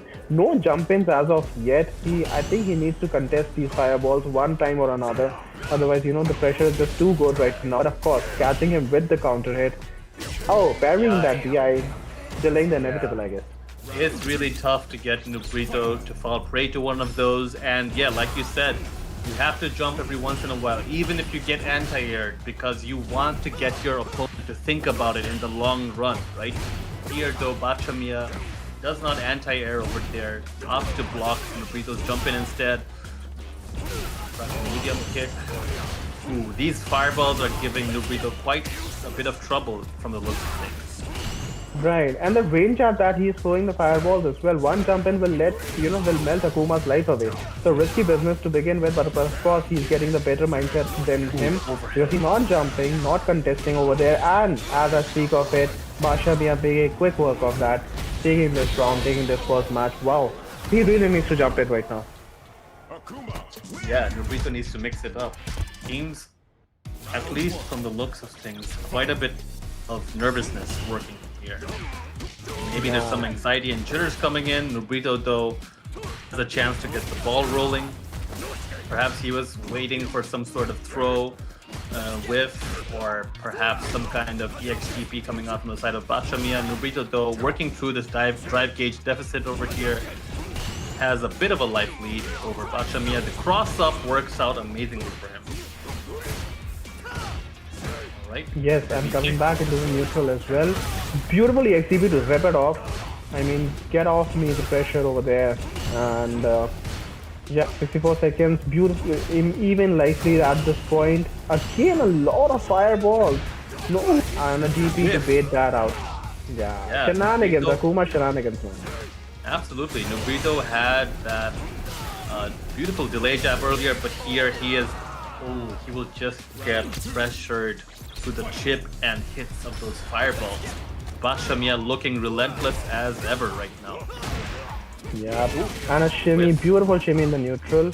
And now getting the pressure in, Nubrito showing signs of life. Again a throw followed by that. So let's see how much he can mount that pressure on, because of course neutral he's struggling in, but offense he's really doing good. Right. Bachamiya has a big chance to make some sort of comeback. Work over here. Here he will be regenerating some drive gauge for himself. Has a chance to seal Nubrito's fate in the second game over here. Back. Fireballs once no button again. thrown out. Ooh, the DI reaction. Nubrito decided to test him, and I don't think it will work out over here as Bachamiya capitalizes off of that touch to go 2-0. Yeah, and a convincing 2-0 I might add, because he's really playing confidently right now with his Akuma, and a confident Akuma is not something that you want to face in Street Fighter. Ooh, alright. That had to have been some sort of misinput. Nubrito not choosing to do any sort of run option over there. The parry works out amazingly for Bachamiya. Does get a drive gauge lead going off for himself. Walks up with the grab. That demonic walk speed. The DP is there. Yeah, bringing all tools of Akuma into game. Crossing up, of course. Now taking him into the corner, maintaining that pressure with the EX. Throw to follow it up. Again a throw to follow it up. I think this is going to be really, really close, if not lights out. Crosscut, but it does not matter. Bachamiya with the delayed crouching medium kick. Choosing to not just like that from the first one. Bachamiya set point over here. The EXGP catches Nubrito, does a small amount of damage, but gets him okay regardless. Bachamiya carrying Ken into the corner over here.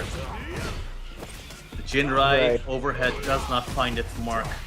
Bachamiya has level 3 right now. Conversion is there. Will he choose to burn him out right here? Yes, he will. A massive drive gauge. A massive health lead. And it's also gonna amount to a drive gauge lead. Just a few block fireballs, and this is it. And there we go. Bachamiya eliminates Nubrito 3-0. Wow. I mean, the way Basha Mia has played that match, I mean, no complaints from my side when it comes to that. But I really would have loved to see some adaptations from the side of Nubrito. I think the way he was playing the first round was exactly the way he was playing the last round. I mean, you know, like I said, FT3 gives you a chance to really make your gameplay count. He never took any pauses. He was just going in with the flow. I don't know, sometimes it does get into your head, but what I feel when you are losing that quickly, you have to go back to the option select screen and then you have to, you know, just get your breather down and like come back. You have to understand that you are being, you know, compromised in the neutral over there. You have been dominated in the neutral over there by fireballs. You have to make some necessary adjustments. And Ken is very capable of doing that. You know, Ken is a very good character in this game as well. But yeah, shout outs to Basha Mia for actually providing us with that amazing fireball gameplay. But again, like I said, Nubrito had the chances. Unfortunately, was not able to capitalize out, and this is going to be the end of the road for him. Yeah, B-Hunt and Nubrito out here going out at the 7th and 8th positions, I believe, earning $300 apiece. So definitely a well-played season by them, but unfortunately, it has come to an end. Honestly, like you said, like we saw in the Devil Sim and B-Hunt set just a bit ago, there were many adaptations made by actually taking a moment to breathe for yourself and think it out, get your heart rate stable, get your adrenaline under control, because you want to use that adrenaline efficiently, right? You want to be able to think and actually look at your opponent's patterns and try to dismantle them. Here, Basha Mia was absolutely successful in dismantling Nubrito's game plan, and he just ran his own offense with the fireballs, and the rest was just history. So I do believe we will be going on that break right now. Don't touch that browser. We will be right back, and please feel free to talk about it in the chat. We'll see you on the other side.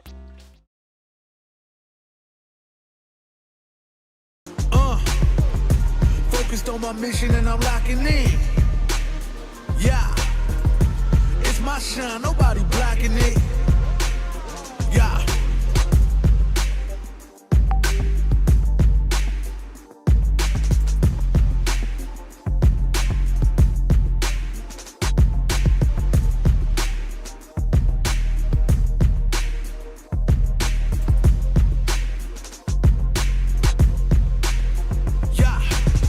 Picture me with a crown and a smile. All the things I've been through, I'm alive. Yeah, it might sound crazy, but I know it. I gotta keep going. On and I don't stop. Cause you know I'm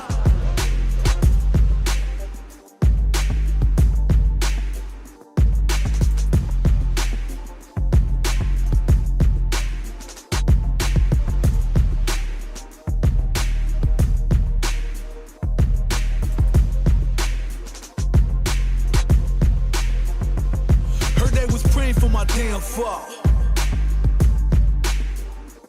So let them pray for my damn fall. Cause I know I'm gonna make it. The crown is for the taking. I said I know I'm gonna make it.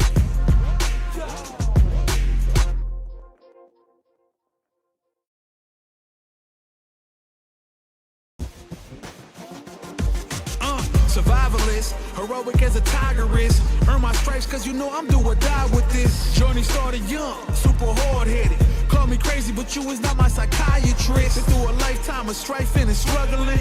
Be the best, that's my covenant. And I'ma live forever, that's my legacy. Greatest of all time, that's what they gon' label me. Put in work, I did my part. They like, keep on going cause you got hard. They know that I'm non-stop, I keep on pushing forward. Highly motivated, they try to say I'm overrated. If you from where I'm from, you're not supposed to make it. The opportunities arise, so I gotta take it. Too many people in my corner, so I gotta make it. I'm in it for the love of winning, spot of all the hatred. They gon' say what they gon' say regardless. Not afraid to fail, I try my hardest. Power up, the time is now, I got this. I'm on fire like the darkness. I've been a failure, I've been a success. I'm like a diamond, I shine under pressure. But life's been trying me, I learned all my lessons. I realize I gotta kill on my blessings. I'm working hard every day to be a better man. If practice makes perfect, then I'm already a veteran. I suffer from defeat, so success is my medicine. Destined for greatness, so you know that I'm back again. Back on my feet after I fell down.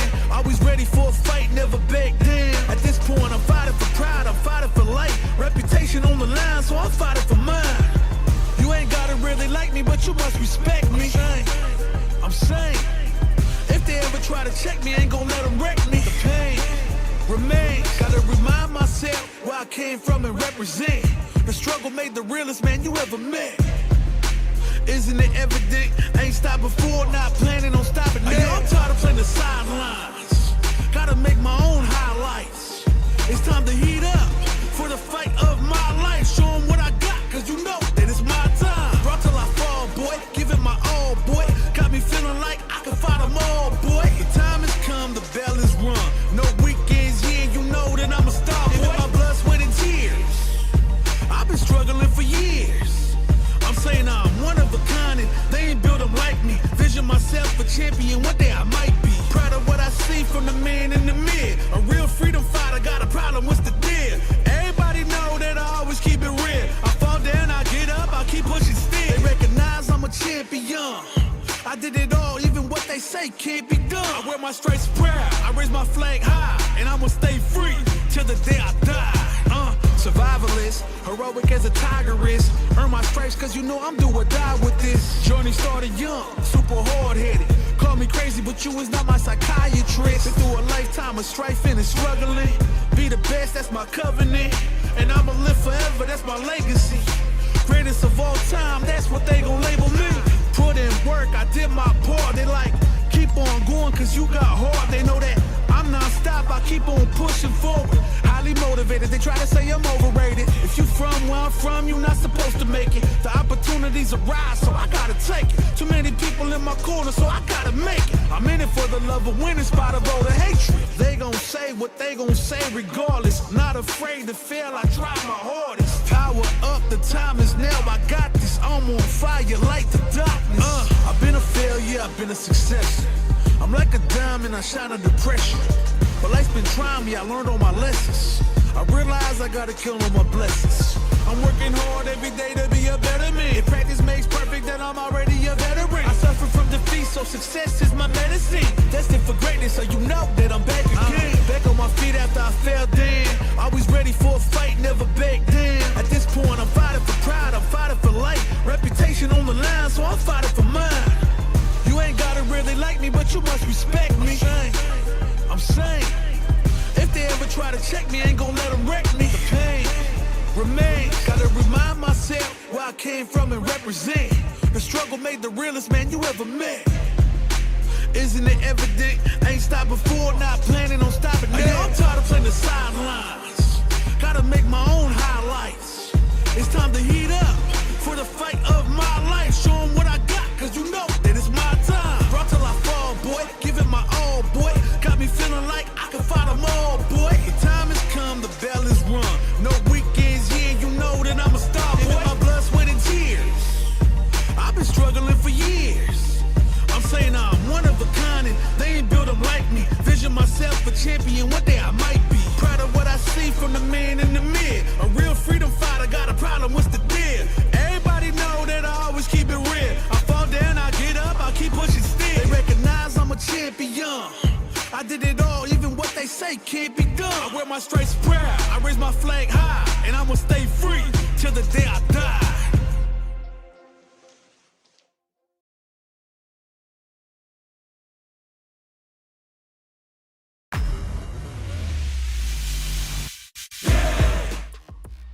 Hey, All right. we are back.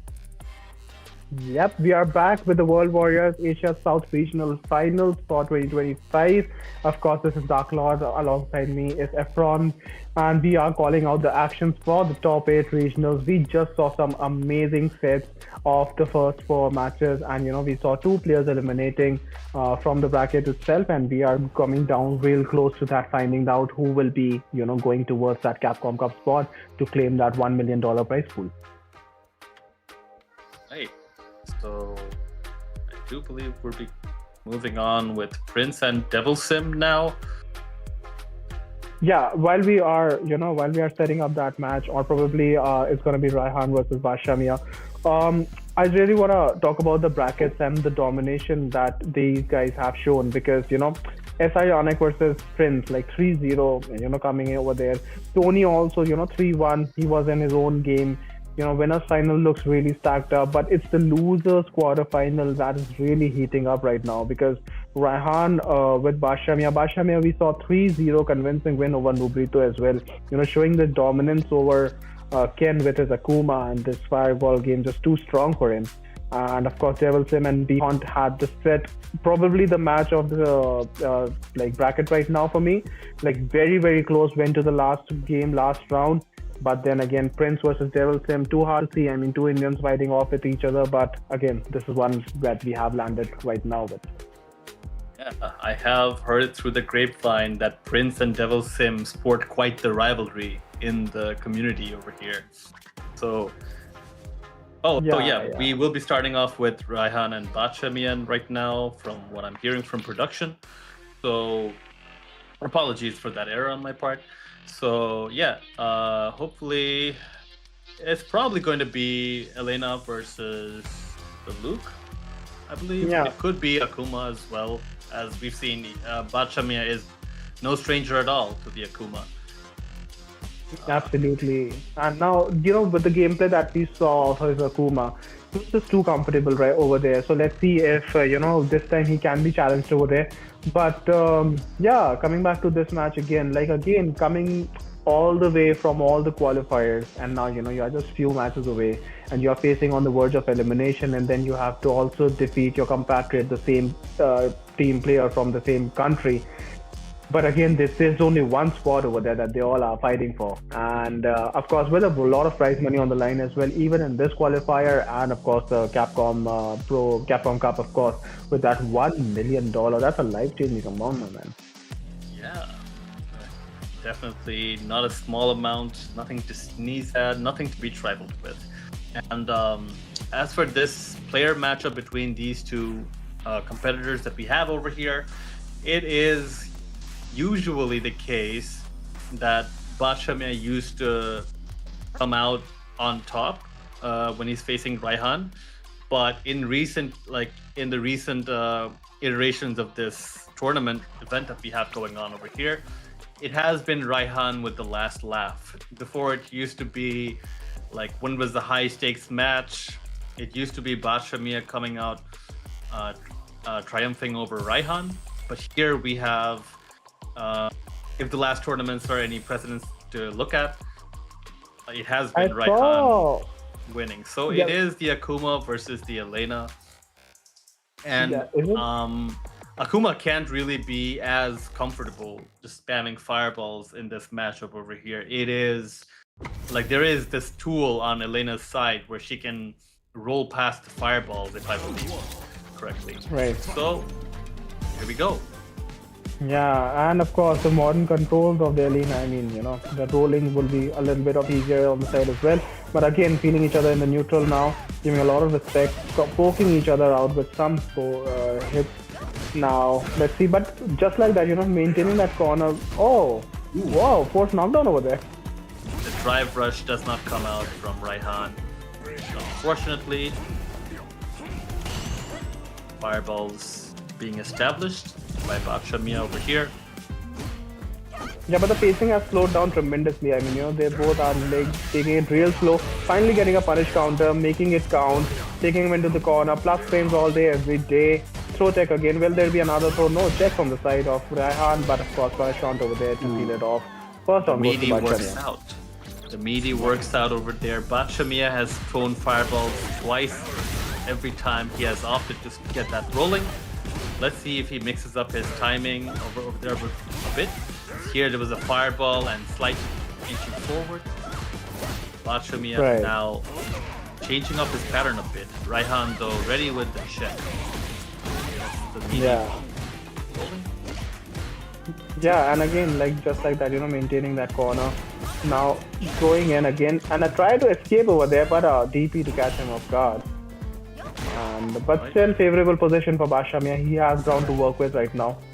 And but a lot less fireballs that I see in this match specifically.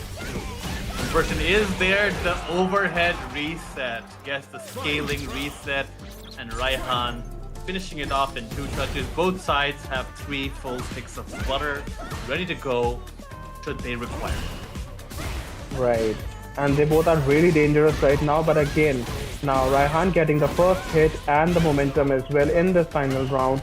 Let's see if he can make a stick throw over there.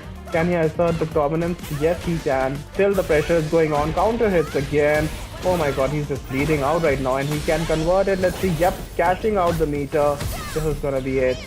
What a round from the side of Raihan. Don't think it's over though. Oh wait, it's Akuma. Who am I kidding? Yeah. I guess I just lied. It was a perfect conversion, works out beautifully for Raihan, taking 1 game in this set right over here.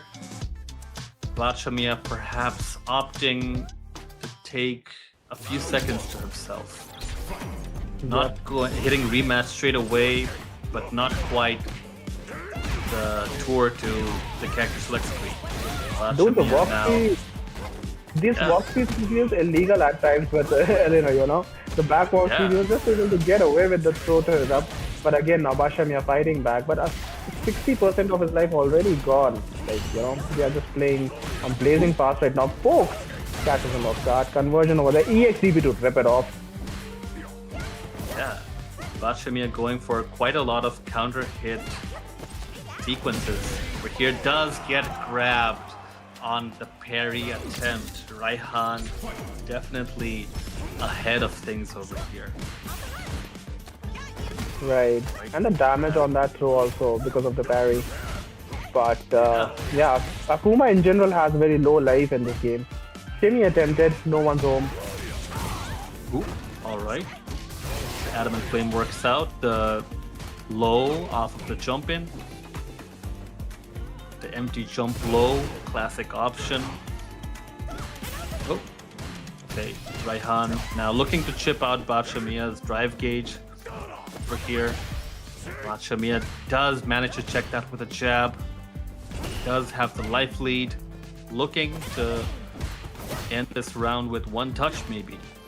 Absolutely. And you know, they are still pacing slow down, but going in again. Now burned himself out in the process, but gets hits off the corner. Again a throw, this is going to be 1 touch away. But a counter hit to check. He's in a really risky position right now. Both sides fainting a little bit with those ghost buttons. Raihan, will he? Oh, was that a drop? I'm not exactly sure. Yep, that was a drop. The EX Fireball coming out at something like light speed. Akuma's EX Fireball just goes so fast. Bachamia though gets the corner carry combo over here, manages to land the meaty. Will he convert into the level 3? Yes, he will. That's a big chunk of drive gauge returning to him. Yeah, and a life lead to work with as well. And a position of the corner. All cards in the favor right now, Bachamia. And he will make it count with a perfect of his own. 1 round apiece, 1 match apiece, of course. This is going to be really, really interesting. Yeah, we've got a set. And it's starting off quite well with both sides possessing a game. We're gonna have to see if this goes the distance the way the Bee-Hunt and Devil Sim set did. The Demon Flip to bait out DP. Even modern players are susceptible to Akuma's air trajectories over here from the looks of things. Raihan though, looking quite strong here with that overhead option. Lots of drive gauge damage being dealt. Bachamia though catching on to it and sneaking in a few parries here to regenerate some of that drive gauge for himself. The dash up button, the dash up low over there, I believe, working out really well for him. Oh, it might not have been a low though. I think that was Elena's crushing light punch. If feel free to correct me if I'm wrong. But Fireball's working out for Bachamia so far. Raihan not really opting to use his anti-projectile option there. Right. And just like that, you know, again a throw. Will we see back-to-back throws? Yes, we will. And just like that, Bachamia again 1 round up. This throw pressure from Bachamia is really, really paying out dividends over here. Yeah, what's interesting is when Bachamiya gets a throw loop attempted on him, he usually tends to actually do EX wake-ups or some other option. He does not want to hold the two throws in, a back-to-back fashion. Will Tech or EXDP, that usually Raihan, though, adds a life deficit compared to Bachamiya. Bachamiya fishing for those counter hit conversion attempts. Ooh, the grab, he was 2+, unfortunately. And the meter on the side of both, I mean, they both can bleed out each other if one hit connects. They both are fishing for it, specifically Bachamiya, because of course he has all the sticks of butter to work with right now. Yeah, but so does Raihan, and Akuma's health is just gone in an instant. Tries to go for the overhead reset once again. There will be the level 3 though, as I spoke of. It's gonna be 1 round apiece, but Bachamiya does go into the final round with 3 bars of meter to work with. Yeah, favorable position for Bachamiya to begin with, but of course Raihan can make adjustments on the fly right now. Let's see. But as I speak about it, pressure drive rushes into the corner, maintaining huge life lead right now, and the spacing most importantly. Again catches him low, converting him. Let's see if he can utilize that. No, he's still keeping it. His options at bay. Let's see. Again, domination into the corner. Yeah.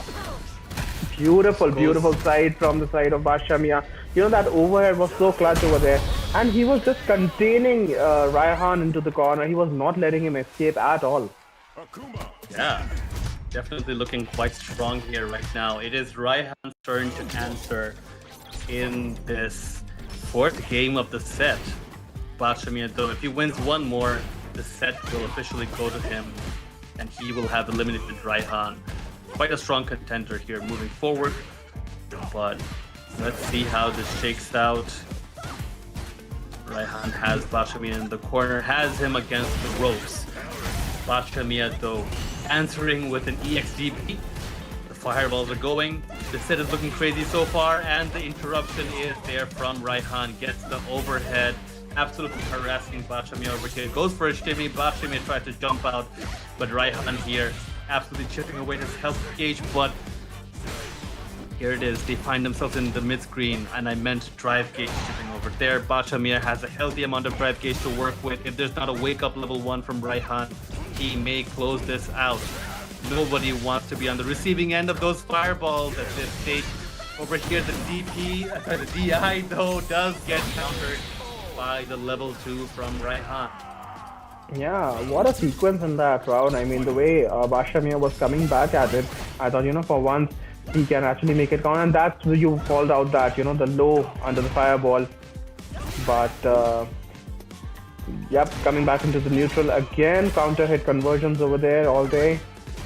Trying to shimmy a lot in the neutral. I think he really needs to have a throw pressure first to begin with. And beautiful jump back, again keeping him in the corner. Trying not to let him escape. This time, Bachamiya really fought hard and got the back. So this is the position that he want to be in. Oh, yeah. No challenge from there from the side of Bachamiya. But of course, Raihan doesn't mind. Yep. Oh, does not quite finish him over there. The overhead, though, does find its mark. We are going to We're going to the 5th game, ladies and gentlemen. This is going to be it. The second set that we saw after, Bhont and Devil Sim going into the final matches. So, yeah, really, really interesting to see. But, yeah, making it work again. As I thought that Bachamiya was really doing good work at times. But, he is really, really being contested over there. So, we love to see that. We love to see more action of Street Fighter. Give me more, give me more. Yeah, for sure. I mean, look, I think it's this pattern here so far that both the sets that have gone 5 games today have been between countrymen over here. So you see all these reads coming in, all the anticipation, all the downloads, all the information they have fed themselves about their opponent from the past. Coming out in full force over here. Game 5, let's go. The anti-projectile actually works this time. Raihan has caught on to Bachamiya's patterns over here. Bachamiya, though, with the OK grab over here. tries to go for 2 of those forward medium kicks here. Raihan, though, anti-airs. Bashamiya answering once back. Both of these guys are swinging. I love to see it. Raihan, though, at the risk of getting chipped out, goes to burnout on his own terms with that EXDP. Checks the drive rush. The DI does not get answered, though. But the perfect parry is parry. there. Yep. DI. And DI to stun. This is gonna bleed a lot of damage. Let's see how much he can scale it. He will go all in, just one chip away, and a shimmy will do the trick. So one round again coming to Bashamiya, and a very critical one, I might add. Yeah, I do remember hearing that Elena's full one does not beat DI. So sort of a good bit of self-control there from Raihan to not actually spend his meter there in this sort of inefficient manner. But here Raihan has Bashamiya in the corner, is able to sport a big drive gauge lead as well alongside a gargantuan health lead. Does get the throw teched. Bashamiya looking to fight his way out. Techs the back throw. What an air to air over there. Delay jab. And now any fireballs? Bashamiya seems to be quite comfortable not chucking them out. The anticipation was not there, and I do believe he tried to DI there. I'm not too sure. Yeah, Actually, the health was not there. Yeah, the health was just not there. This is the last game, last round. Both sides have 3 bars of meter to work with. This is so exciting. All this heart-pounding adrenaline, all this action going on over here. The grab does get tech. Both sides have caught on to each other's patterns with the grab. And look at the discipline over there. But again, now going with the light kick, coming in with the numbers, of course. And oh my god, the damage over here. He can really make it count. He does make it count. He's gonna chip a lot of damage. There's gonna be a lot of meters that will be coming back to him. Yep. This is gonna be a really, really interesting spot. Can he contain him in the corner? No, says Raihan. He's trying to walk out of it. A lot of neutral in this set. Yeah, the button timings. Bashamiya really called out the walk forward attempt there earlier with that Dan light kick after he was minus. Bashamiya, though, looking to nurse his drive gauge, unable to actually keep it alive. Has to defend against the Raihan offense over here. Manages to throw that overhead attempt over here. Raihan, ooh, what? Well. Raihan gets that CA off. Will this kill Azuma? Let's find out. No, he will have a life left, but of course in a very, very tricky situation because he has... The checkmate oh is my there. God.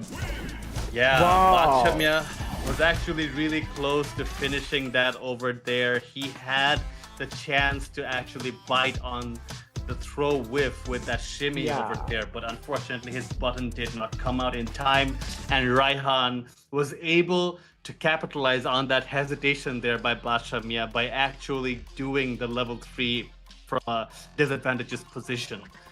That was an amazing that set. I can feel for Bashamiya from here. I mean, can only imagine what the guy must be going through, because there was just one small gap between the crouching medium kick and the fireball, and Raihan was very quick to capitalize on that, and the momentum completely shifted from there. I mean, the kind of damage that he was able to take out from that, it was very, very difficult. And then, of course, like you called out, it was a checkmate situation against Bashamiya. But wow, I mean, feel for the guy, man. I mean, he played really well, but he has to unfortunately go home. But look, who does not want to go home even after that? That is Raihan for you. Yeah, that was quite the set played over there. Once again, going to the last game, last round. Quite a show. Yeah, and as we look into the brackets, of course, we have SI Yannick versus Tony 97 waiting for the winners finals. And we have just witnessed, Raihan versus Bashamiya 3-2, as close as it gets. But now we will be moving towards Prince versus the Devil Sim. This is going to be an all-Indian clash over here. And yeah, I mean, talk about the quality of the matches for me. Regional finals is not here to disappoint. The kind of matches that we are seeing, going to the final games, final round, making that split-second call in that moment, and execution of the players as well. The kind of class these players are showing, I mean, they really deserve all of these spots and the prize money that they have showed in for. For sure. Yeah, I just want to see more bangers like this, honestly. I Absolutely. hope Prince versus Devil Sim does not disappoint. Once again, two countrymen facing off, and if the pattern has been anything to look at over the course of this evening, this just might go to 5 games once again. I do believe Prince and Devil Sim have had 5-game sets in the past. Do feel free to correct me if I'm wrong. So yeah, I think we started off talking about this. We expect Prince to take the Blanca and Devil Sim to default to the Zangief once again. Unless, of course, I mean, both these players play Dalsim as well, so they might be bringing that to play as well. So, I mean, what do I know? I can't read these players. Yeah? Yeah, but I see Prince locked down with his Blanca over there. So I think it's going to be Zangief versus Blanca from my understanding. And unless and until something extremely dramatic happen, I feel like this is the match that they will be locking themselves in with. Yeah, it seems comfort picks all around over here. Nobody wants to bet big when it is the last event of the season to actually, you know, go home or just go big. So you want to make sure there's as little mental stack on yourself from character switching around. You don't want your motor skills to be confused in the slightest, as we've seen some drops today and people are surely kicking themselves over it. You know, you don't want to be in that position where you won the decision game but you were unable to pick up the slack on the execution game, right? Absolutely. So, and you know, one drop that really comes into my mind as soon as you mentioned was the first match between SI and Prince, where Prince dropped a very critical round over there. It was his round for the taking. And after that, the momentum completely shifted. I mean, that was just one chance of his to make a match win for him. That would have probably set, you know, SI Onyx somewhere in a different zone. But like he was completely winning after that. So yeah, execution errors do happen in the high stakes event, of course. But you cannot afford that because, like you said, go win, like, you know, this is your shot to win big and as big as it gets, because the game does not get any bigger than this. Capcom Pro Tour, you know, and this World Warrior regional finals. And when you win the regional finals, you are always a representative of your region and going into the Capcom Cup. But of course, we see Blanca versus Zangief, losers quarterfinal, Prince versus Devil Sim. Let's go, everyone. Yeah, for sure. And I was jumping coming in, but it's just a bit out of reach. Devil Sim doing that sort of grappler jump over there. Prince gets his throw tech. Once again, gets the hop rolling over there. The anti-air EX DP is there. Devil Sim answers in kind with EX left. SPD whiffs Prince though. What a lariat. Yeah, calling that Blanca ball out, and this is gonna bleed a lot. Oh, back throw reset over there. Very smart from the side of Devil Sim. And keeping him at bay. Again, a lariat to close it off. Dude, the way Devil Sim is actually closing in the space is just too impressive to see, because this is not a very easy matchup to deal with. For sure.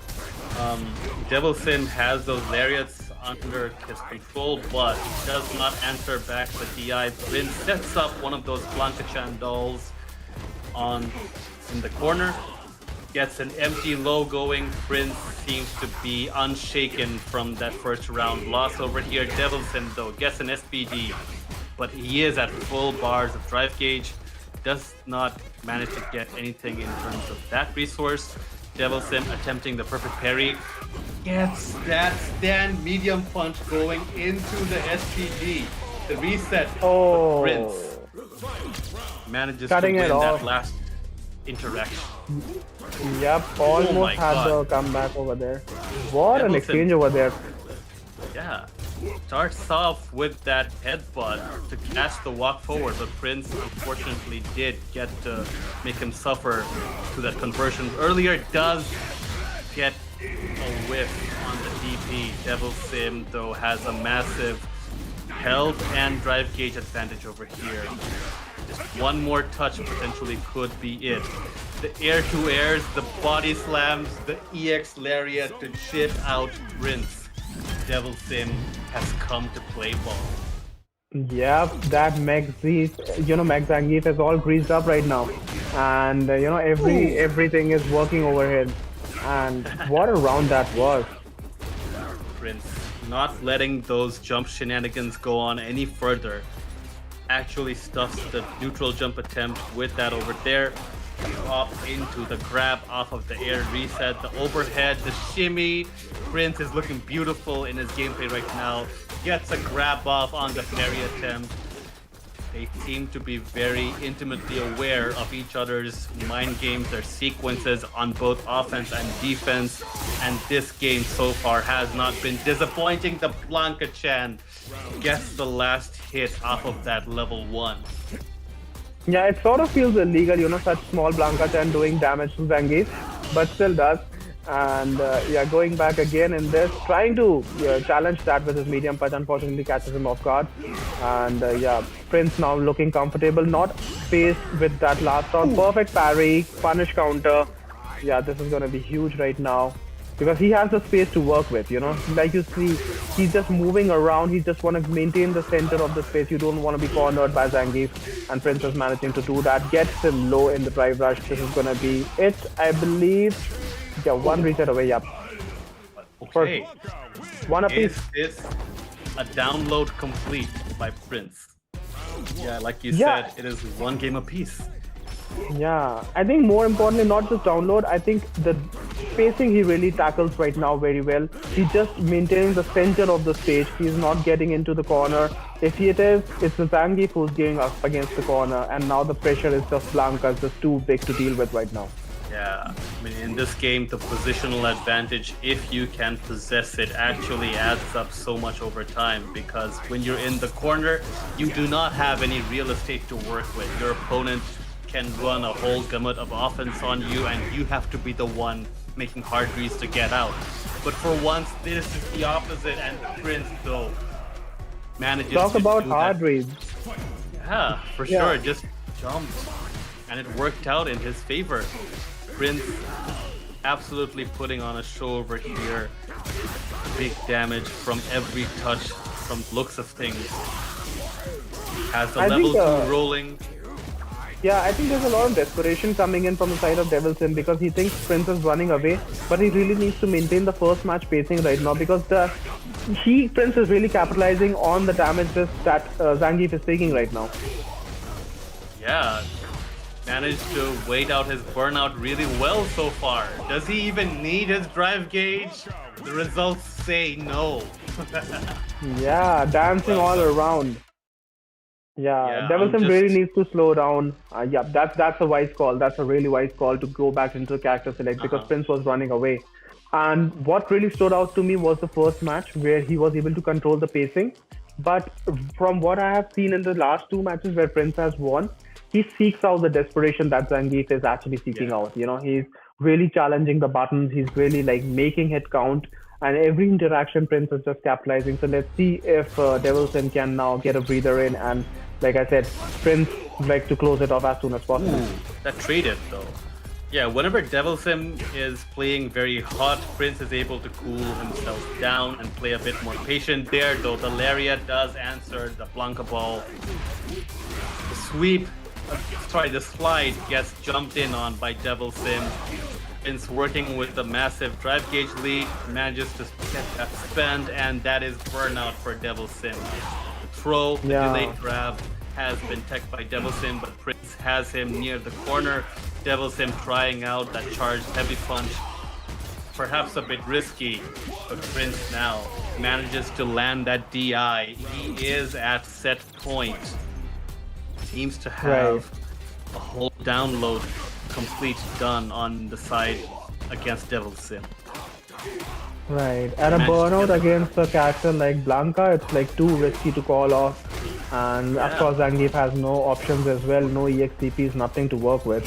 So Ooh, the check is there. Is this gonna be a level 2? He could have. I'm not sure what the scaling on that combo was though. The DI is parried, and the SPD does get EXDP from Prince. Prince will be moving on. And now, that was just a dissection from the side of Prince, if I like from the at least from what it looked like on from my perspective. He lost the first game and was able to come back all guns blazing, 3 straight victories over here. And really, like you said, Devil Sim seemed a bit fidgety there. He seemed a bit impatient, trying to seize everything the first opportunity he got. But Prince just ran a clinic over here. Yeah, I mean, traditionally, like I said, it's a difficult matchup to work with Zangief. But the really game of the name is like you have to maintain the spacing, you have to maintain the... If Blanca gets in this offense chain, Zangief does not have much reversals options to begin with. Like apart from his level 3 that is invincible, I don't think there is much that he can work with apart from his regular reversals. So it's really, it was something that Devil Sim needed to adapt to. But like you said, a clinic from the side of Prince, he just ran over that Zangief.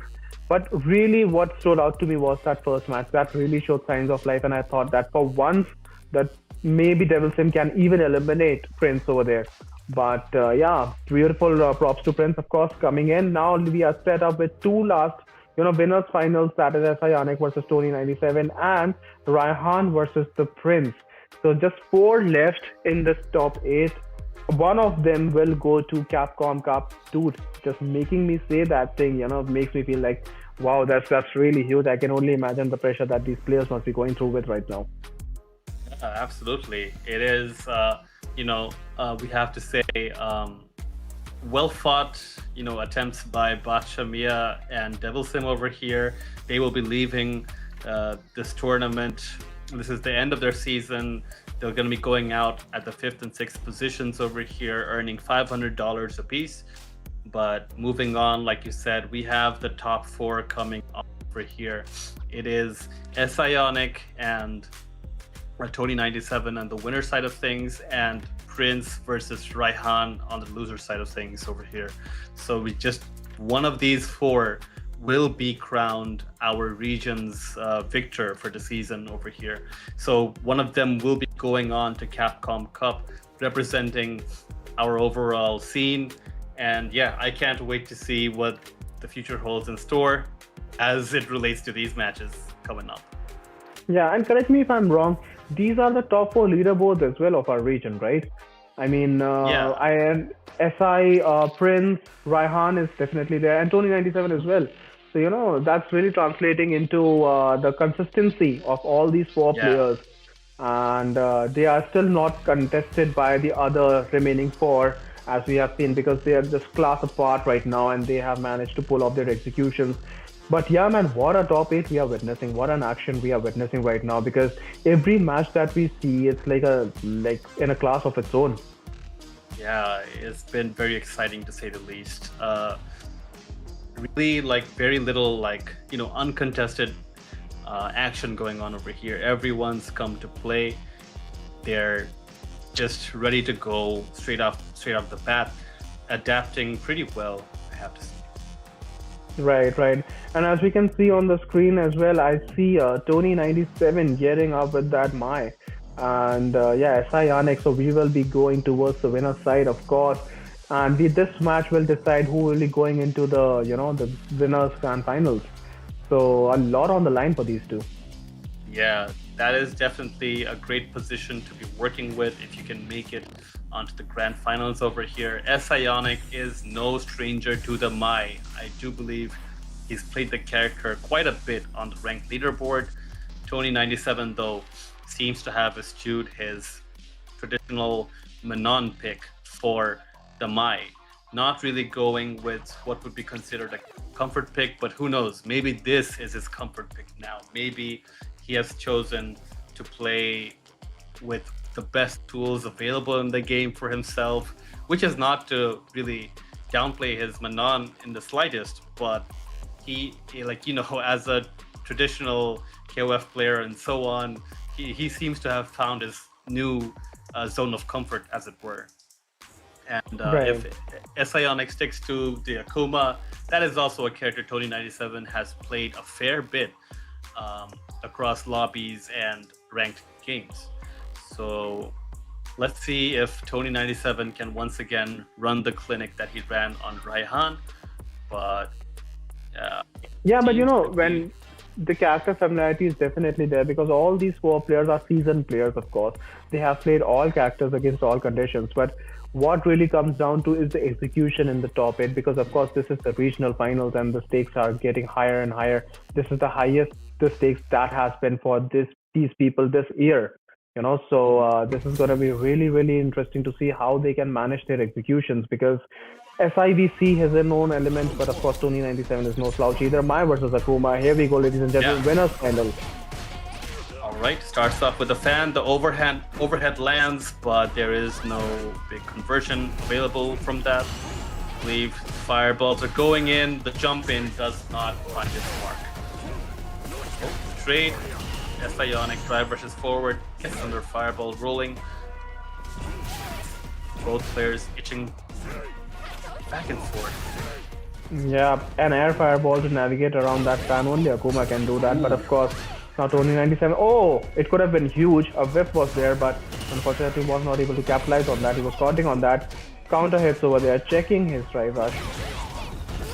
Beautiful GP from the side of Tony 97. Ready, but this time baited it out. No one's home, and this is gonna pay off huge dividends, plus frames, and EXCP to contest. Crosscut was not there, unfortunately, but here Tony 97 dashes forward, blocks the overhead, but does not defend against the grab. Fireballs are coming in. It is looking very hairy, and Ionic will be able to position himself back and provide one final fireball to finish out that round. Does have the super lead in his own favor. Tony 97 though, still contesting so many of these interactions. Ionic now comes out with an EXGP of his own.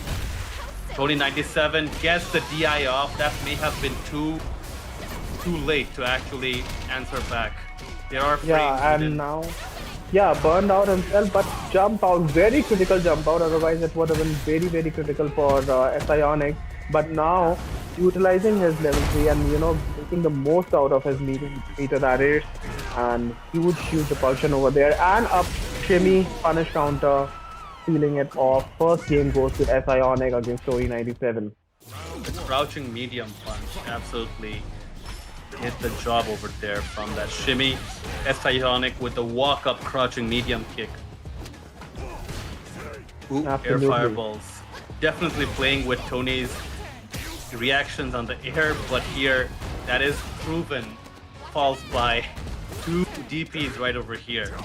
Yeah, love to see no discouragement from the side of Tony 97. He'll still anti-air you, and this is very important to set a factor in. But now getting a clean jump in, punish counter, Akuma will bleed a lot over here, utilizing the level 1 in that. And fireball games to the rescue. Ooh, okay. The demon flip. Oh, manages to do that air fireball to stop that drive rush attempt. Perfect parry was there, but the DI manages to actually beat out Ionic over there. Tony 97 with the first round, I believe, in this set. Yep.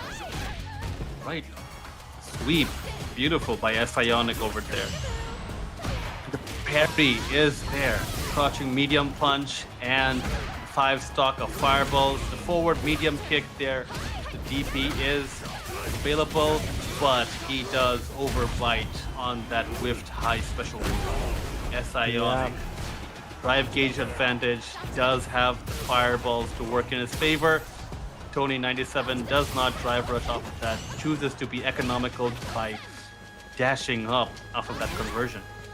Yeah, maintaining that corner pressure, and a neutral jump was rewarded with the a beautiful over there. blocks. He stopped that. He blocked that walk-up crouch delayed light kick. Fortunately, one touch could determine the victor of this round very shortly, and DI gets answered by the perfect parry. Ionic refusing to let go of this game. Yeah, not going down so easily, and overhead to begin with. Yeah, and now really mixing it up, but Tony fighting back again. And air fireball has been such a nuisance for this game, Yeah, alright. So, Well. Huge lead there by Ionic, opting to burn the level 3 over here. So far, Tony is suddenly looking a bit out of his depth, out of his element. Gets hit by that demon flip dive kick. Can Tony run his offense over here to work out well for him? No cross cut, that is a grab. One more touch and Ionic will be able to close it out with an overhead. Yeah, what shimmy over there in the corner. No desperation. He was in such a comfortable position. He knew that, there will be some buttons from the side. He was just waiting patiently. But going up against 2-0, that is Ionic for you in this match. And yeah, Tony really needs to make it count. Good backdash by Ionic, but did not get a conversion. Ionic though has Tony near the corner. Will be able to finish this out if this offense keeps going in his favor. He is there, stuffing the jump. Ooh, okay, side switch has occurred. Tony 97 now with his own overhead attempts and DP anti-airs. Ionic fighting his way out. The grab is once again there. Ionic at a massive health and drive gauge lead. Tony 97 answering once again with a grab. Oh, stops the jump. And EXDP baited out finally, a right call. And this is going to be huge. And yep, this is going to be it. In fact, Akuma's life bled it out. And the first round for Tony 97 in this match, he really needs to make it count to make a comeback over here. Ionic gets his jump stuffed a few times over there. Tony 97, really good pokes, but does manage to get hit over there by Ionic. Ionic with a delayed low, I believe. I do believe I skipped. There was a frame skip on my end. So Tony 97 not exactly opting to try to go for a burnout attempt over there. But the DP whiffs. Ionic can burn level 3 to ensure he goes on the next round. Yeah, unfortunate from the side of Tony 97 that whip. But yeah, SI making it count, and for him this is the set point of the winners finals, of course, ladies and gentlemen. Ionic just one round away for the grand finals of the regional finals in this 2025 edition for Asia. Yeah, Ionic now in position. He has the advantage, the resources, the position. But oh, there we go. Tony 97 opts to burn the level 1. This level 2 will be hitting into the fireball and the DP. What a beautiful conversion there. Ionic though fighting his way out once again. Tony 97 does not have those cross cuts to be contesting that jump over. Yeah, and a delayed button to catch him off guard, but still not getting any of. And the fireball sequence to actually make some ground, but still one touch away, one good touch away. Both of them air fireball to counter that. And yeah, coming back to the neutral, of course, very close between the two, just one hit away. That's going to be Ionic, but can he make it to 3-0? Let's see if he can. No hit over there, and Tony gets the first match in this 2-1. Wow, what a defense sequence there was. Yeah, Tony 97 holds on. Let's see if he can go the distance. Quite the victory in that game, I have to say. Ionic though, still threatening with the fireballs. Tony 97 gets stuffed by the jump over, jab over there. The overhead does land. Tony 97 is once again guessing for his life in the corner over here. Gets back grabbed. Right. Lows. And what a life lead he is having right now. Oh, no counter on the DI. He had the time definitely over there. But yeah, mental stack is just too much right now on these players. Great defense from both the sides. This time also. Yeah, just a backdash from the looks of things somehow. The reset into...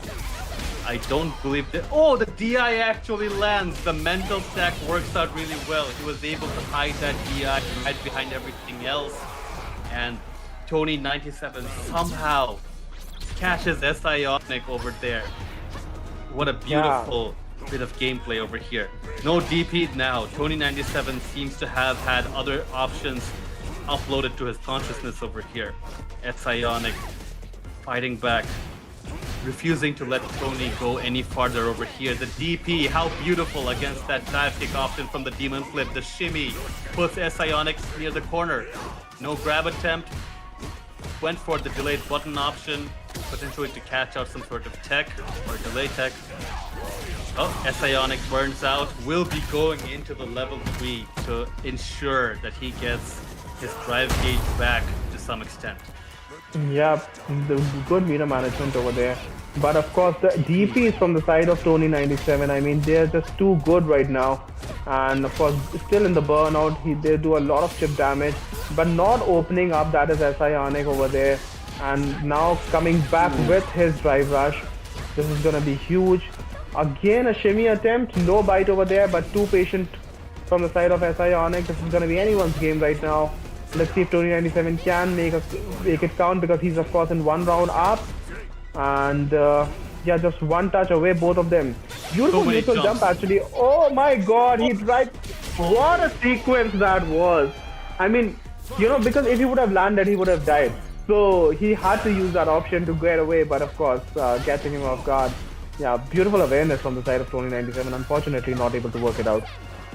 Not a whole lot of grabs coming out right now, but as I speak, Ionic walks up to get one rolling.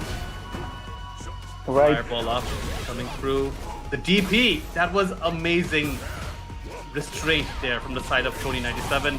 Does choose to dash, drive rush back in, but Ionic now refusing to let up with this relentless pressure though. The overhead is blocked. The whiff punish secures the burnout. But jump in. There. Level 2. This is going to do a lot of damage, plus the positioning is very, very good. EXO, he missed the fireball sequence, and he's still in the burnout. Throw text on both the sides, but SI gets the kill in this one. Takes Tony out, 3-1, that is winner's final. He will be, of course, Tony going into the loser's side since it was the winner's bracket, of course. But the usual suspect, Ionic, going into grand finals from the winner's side. Yeah, Ionic absolutely, you know, staying true to his guns over here, just like denying any sort of comeback opportunity from Tony97 over there. A well-played attempt, I have to say, from Tony97, but some of those sequences just did not go in, like, you know, to his favor. So we'll have to see what Tony97 can do fighting back from the loser's final position. We will be seeing Ionic once again in the winner's side at grand finals over here, like refusing to let go of that position of last boss of the region. So right, and you know, in my opinion, much deserved as well as of this moment, because he has really been the most consistent player in the region as well. And this qualifier also, he is really putting in his work. I mean, other players are actually, you know, some of them are getting really close to like 2-2 and then final game, final round. But SI is actually maintaining his composure and making a quick work of those sets as well. But yeah, I mean, moving on to the brackets, of course, let us see. That is, of course, the Ionic Tony97 we just saw. So grand finals will be updated shortly. That will be Ionic sitting over there. But Raihan versus the Prince will be our next matchup in the loser semi-final. After that, I believe we will be going for a short break before we will be commencing the last two matches. So I think we will be covering one more match before we head into the break. And Raihan versus Prince, talk about this matchup. I mean, Prince is coming in with the blood, of course. And we have already seen he is one of the most consistent players from India. He's the last Indian standing in this bracket right now. So he has a lot of things on the line to, to win. And yeah, I mean, the way he was playing against Devil Sim, he's really getting into the flow, of course. Yeah, it's a lot on the line over here. Country pride, national, just even pride for yourself as a competitor as well. So right. There's, I really don't mean to be stacking on any pressure over here, but yeah, he has made it far in the season once again. He just has a few more obstacles, 3 players to be exact, going by the name of Raihan, Tony97, and Ionic himself. And Raihan on the Elena, not really switching to any other characters over here, going absolutely toe-to-toe with Bashamia to the last interaction of the last round of the last set. So I can't wait to see what goes on over here. Historically, though, Raihan has come out victorious against Prince a majority of the time. So it is definitely his game to lose over here. Right. I don't really know how the Elena Blanca matchup goes, but since he is playing on the modern, he will have the modern DP answer to the Blanca balls, some of those rainbow ball types of options, but he did get baited a few times by Bachamia's Akuma demon flips. So yeah, he is not, just because he has a modern DP does not mean he is impervious to bait attempts if the opponent has some kind of aerial option that can alter the trajectory or, you know, basically feint in midair. True. And talking about altering the trajectory, Blanca has a lot of mischievous moves in that set. I mean, the way the Blanca balls work, sometimes, there's a side switch, he can hop over you. So there's a lot of things that he needs to also stack up. Because, sometimes modern players, because have the modern reactions, they tend to press the button immediately. Like if I'll give you my example of it. When I used to play Zangief, my lariat button was a one-hit anti-air, right? So anytime I see an air movement, I used to press, and I used to get a lot by neutral jumps, hit by a lot of neutral jumps as well because of that. But yeah, coming back to this match, Blanca versus Elena, Prince losers final versus Raihan. Let's see how they stack up against each other. This is of course very, very important for both the players. There we go. That is safe jump option at there, I believe. Medium kick. Raihan going for a shimmy attempt. Oh, I think that was definitely an input error. But Raihan making the most out of it.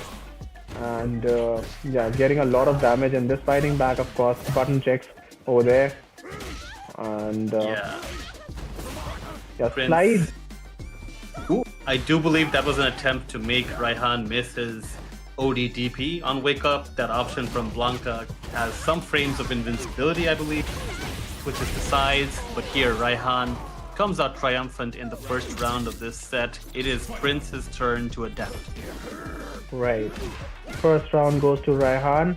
But of course, a long set awaits for us. He can definitely... Oh, beautiful check over there. Utilizing the frame gaps in between. Not a two string. And slow tech from there. I think he really needs to now adapt the shimmy game. Oh, what an interaction that was. Out. Same positioning on the stage, if I do believe correctly. Raihan once again goes for the EXDP, this time gets caught out. He had just one more bar of super to get to actually be able to answer that DI, but Prince absolutely running a clinic over here in the second round, managing to get into Raihan's head. The super meter difference is not that big though. Both sides have a bunch of resources to work with. Right. And coming back to this again, now he will be utilizing his level. And let's see what the pressure is. Oh, fighting back, that is Raihan contesting the challenge over there, and beautiful corner spacing. A lot of damage will be melted from the side of Prince, not able to utilize his the DI. Well. Not giving an inch to Prince. Running some absolute robbery over here. The DI reset, I believe, and so much else going on. The corner carry working out beautifully for him as well. Manages to interrupt. Yeah, and this corner, this strategy as well. As soon as Blanca, as soon as he activated, Raihan absolutely went into a counter attack of it. But now coming back to this, EXDP was baited out, and Prince just making it a show over here. But again, missed his corner pressure. Raihan fighting back. Prince has to really collect himself right now. Yeah, honestly, that level 2 being sort of wasted from the last game, that has to sting a little bit, because so Raihan now fighting from a health lead disadvantage, gets the lead for himself, has Prince in the corner. Raihan though does not bite on that attempt. The parry is there. Will he be able to finish off of this? Will he be going into the level 2? Yes, he will. No healing necessary. Oh, and he does it just for style points. from the looks of things. Yeah, definitely he was not needed at that time. But yeah, one round up again. Prince really need to make this count, otherwise, Ryan is just running away with it. And beautiful spacing again, counter hit, fishing it off, not over pressing in the corner, but as soon as he gets an opportunity, making it count as soon as possible. So EXCP drop, this is gonna be lights out, and I guess a perfect to close it out. 2 up against Prince. Wow. The bait was there. Raihan absolutely got in his head from the looks of things. Prince, Yep. I'm not sure if that was a read he found well educated or it was some notes of frustration over there. So Prince now taking a slight breather, trying to reset himself mentally, and really he might have the mental resilience to come back in this set and actually take it for himself. Raihan though, Oh, for sure, he is capable of doing it, but he really needs to slow down the pacing right now because Raihan is just running a clinic right now with him. Yeah, Raihan seems to be all gas, no brakes. Manages to check that straight away, pushing Prince to the corner over here. The DP misses from Prince. Yeah, this is bad. This is really bad. Because a lot of damage will be gone. Counter hit, shimmy, and Raihan is just running all over him. A near perfect, of course. And now he is on a set point to take it to the next round. Prince has to play this one round at a time if he hopes to make a comeback over here. So far, so good, but Raihan answers with the reversal ODDP over there. Fighting back. And neutral jump goes uncontested. Prince interrupts that walk-up button. Gets the level 2 rolling over here. Not going for some sort of reset attempt over here like last time. A trade. Prince looking somewhat more lively now. Raihan whiffing that last button in the string. The overhead does not find its mark as Raihan jumps over the corner. Does get the stand light kick. Yeah, work out in his much favor. better option actually to work that out. Finally a sign of life from the side of Prince, but of course Raihan still in a very comfortable position. He is up 2 games. If he can take this round, it will be a 3-0.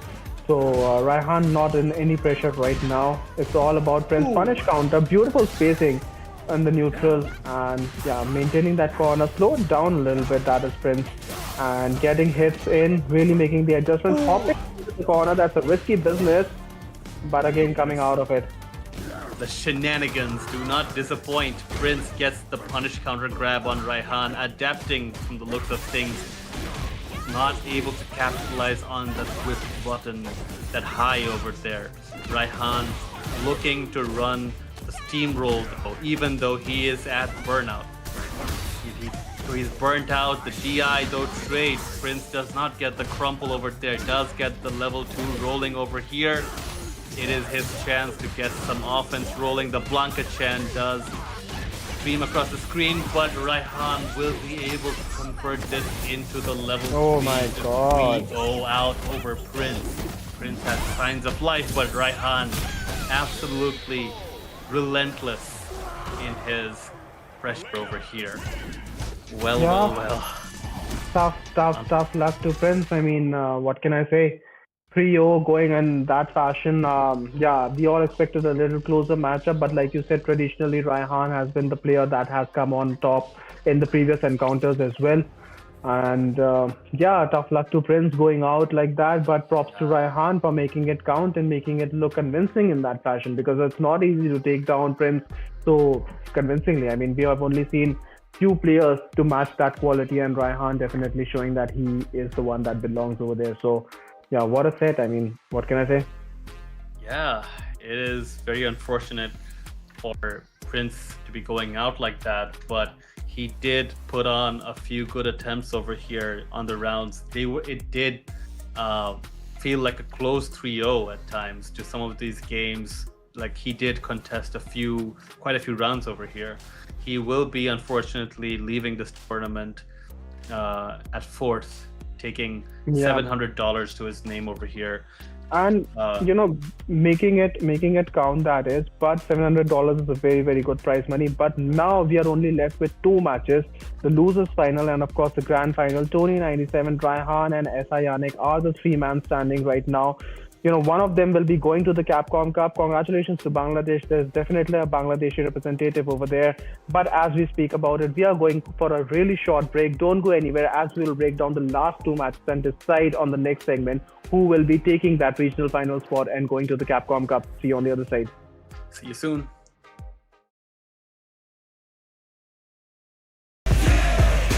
Look at all my haters, y'all making them mad. When it's all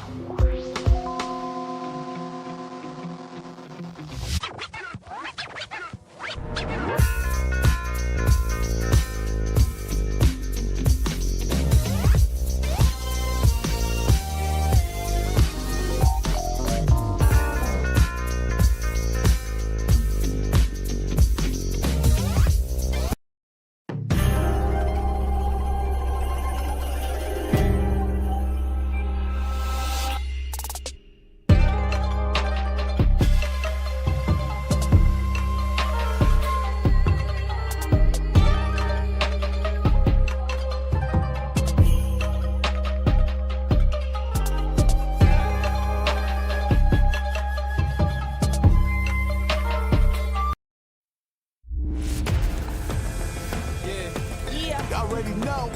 You know what time it is. I belong in the top spot, #1. Hope you ready for the fight. Reign supreme. Put 'em up, let's go.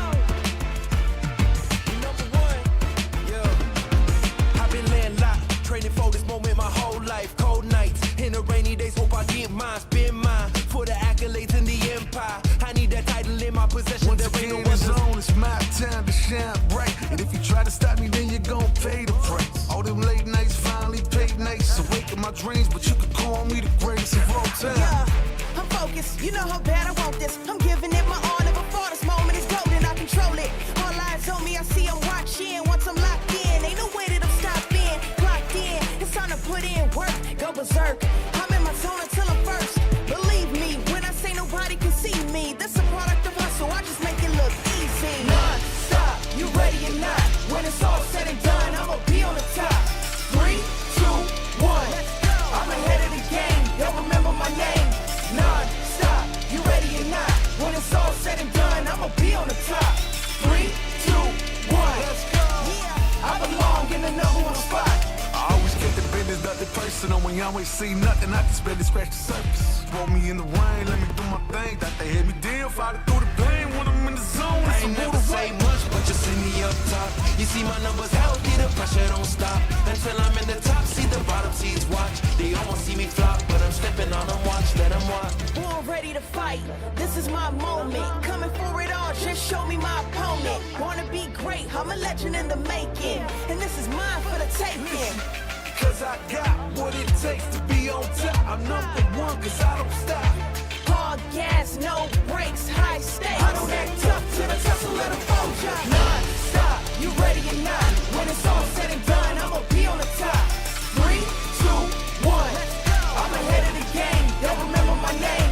Non-stop, you ready or not? When it's all said and done, I'ma be on the top. 3, 2, 1. Let's go. I belong in the #1 spot.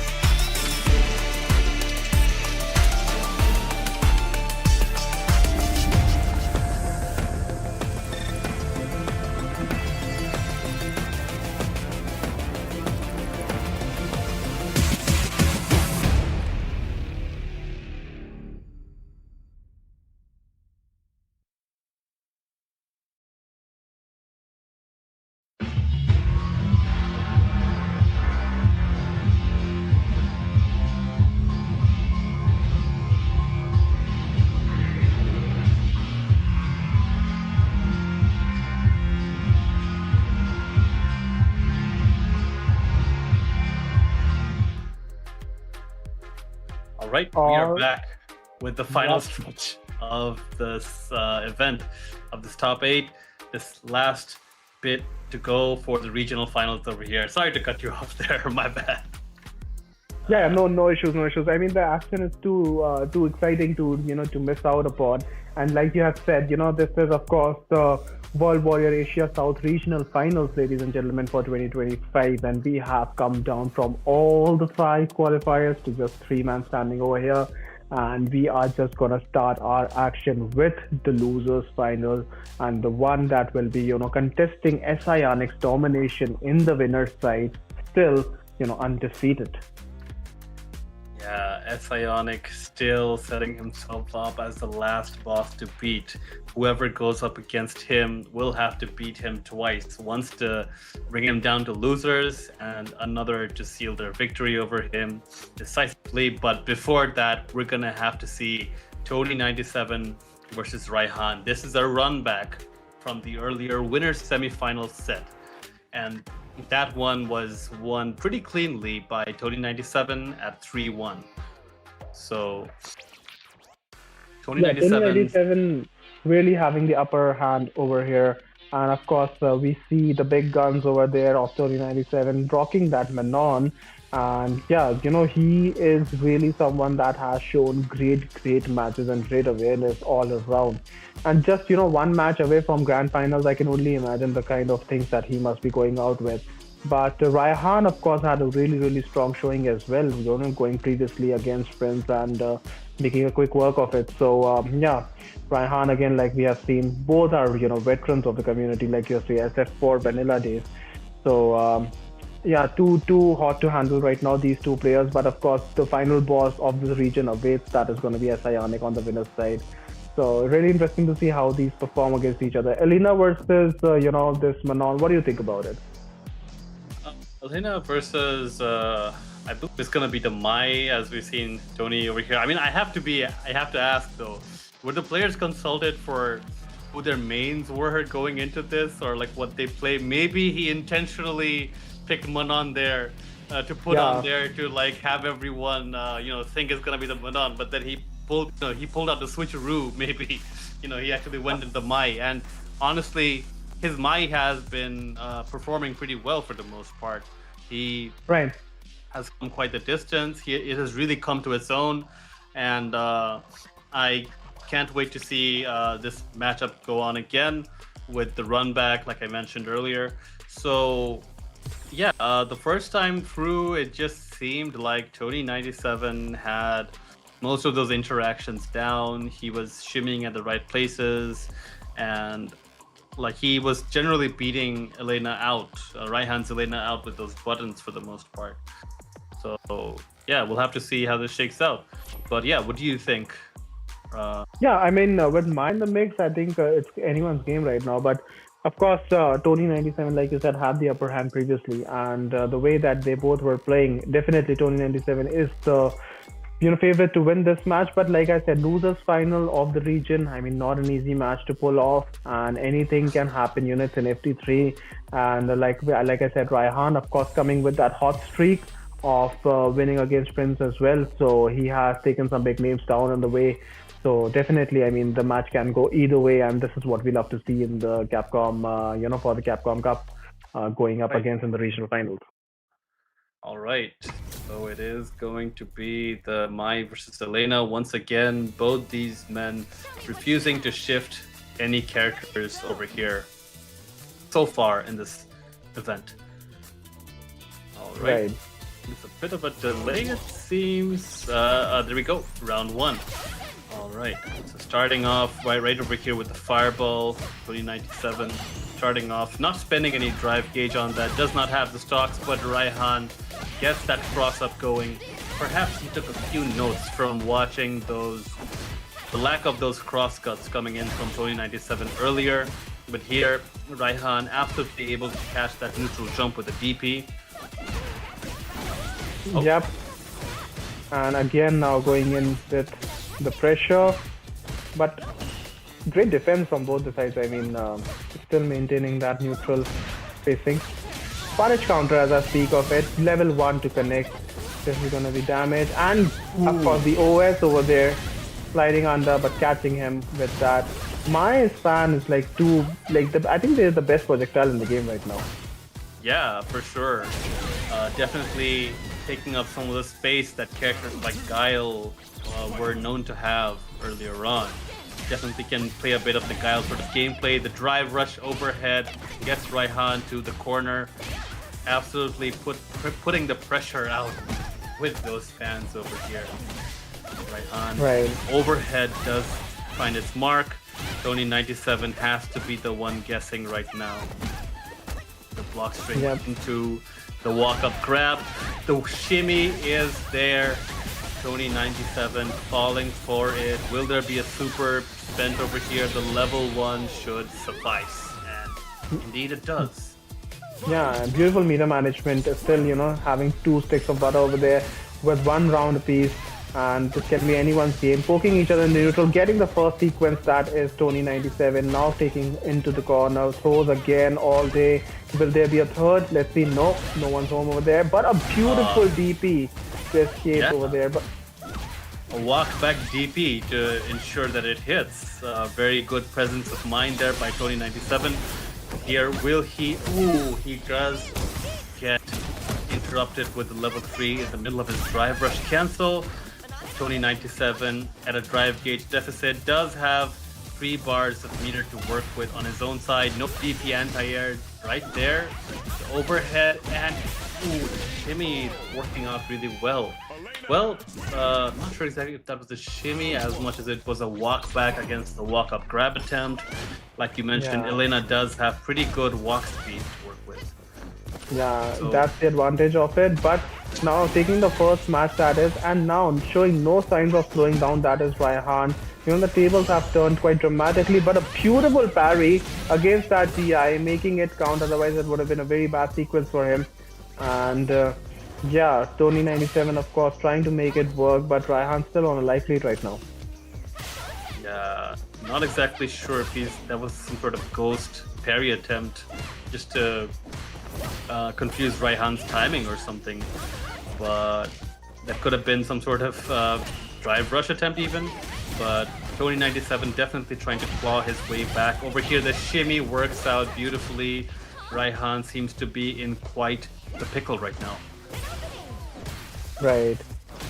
And again, the life lead is still there, but as I speak about it, it's even now. But a burnout in the process. This is going to be huge. I mean, the chip is going to be massive over here. I think this is going to be it. Yep.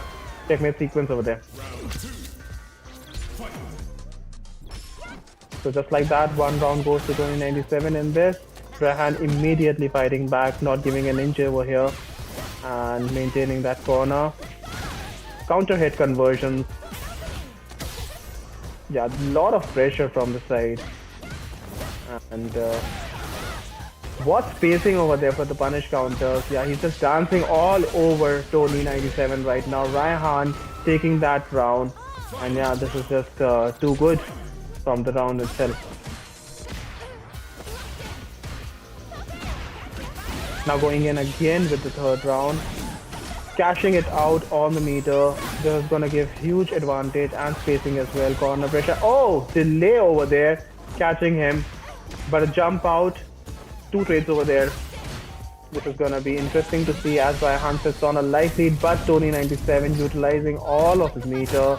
Making all of the drive watch come back. And yeah. Calling it out as it speaks. Oh, what an interruption over there. Going in again. Jump out, catches him, back throw, and counter hit conversions. This is going to be 1 touch away and 1 game apiece. Tony getting on board over here. So yeah, losers final, of course, that is Tony versus Raihan. And now Tony coming in back again. I think the scores will be updated shortly. It's 1-1 right now. And yeah, again a throw with the drive rush. Again a throw. I think this can be 3rd throw. Nope. Not biting on that. Jump out, catches him. Again, these fans are creating a lot of nuisance for Raihan right now. and Tony getting into the groove. This is gonna be a huge life deficit for Raihan. I don't think he can potentially make a comeback from here, but a shimmy blocks twice. But yeah, Sand does the trick, slices him half, and taking another round to Tony's name. Tony is getting into the flow of it. Skybush again. What really is catching me is, you know, the button timings of these two. Level 1 blocks, baited it out, punish counter of course. And Raihan now gets his opportunity to open up, and that he will. Getting him mixed up, pressuring in, and yeah, beautiful DP from the side of Tony as well. Shimmy block. I think the throw pressure should be ascertained more and more. And yeah, but Raihan now making a comeback, really going back and forth between these two.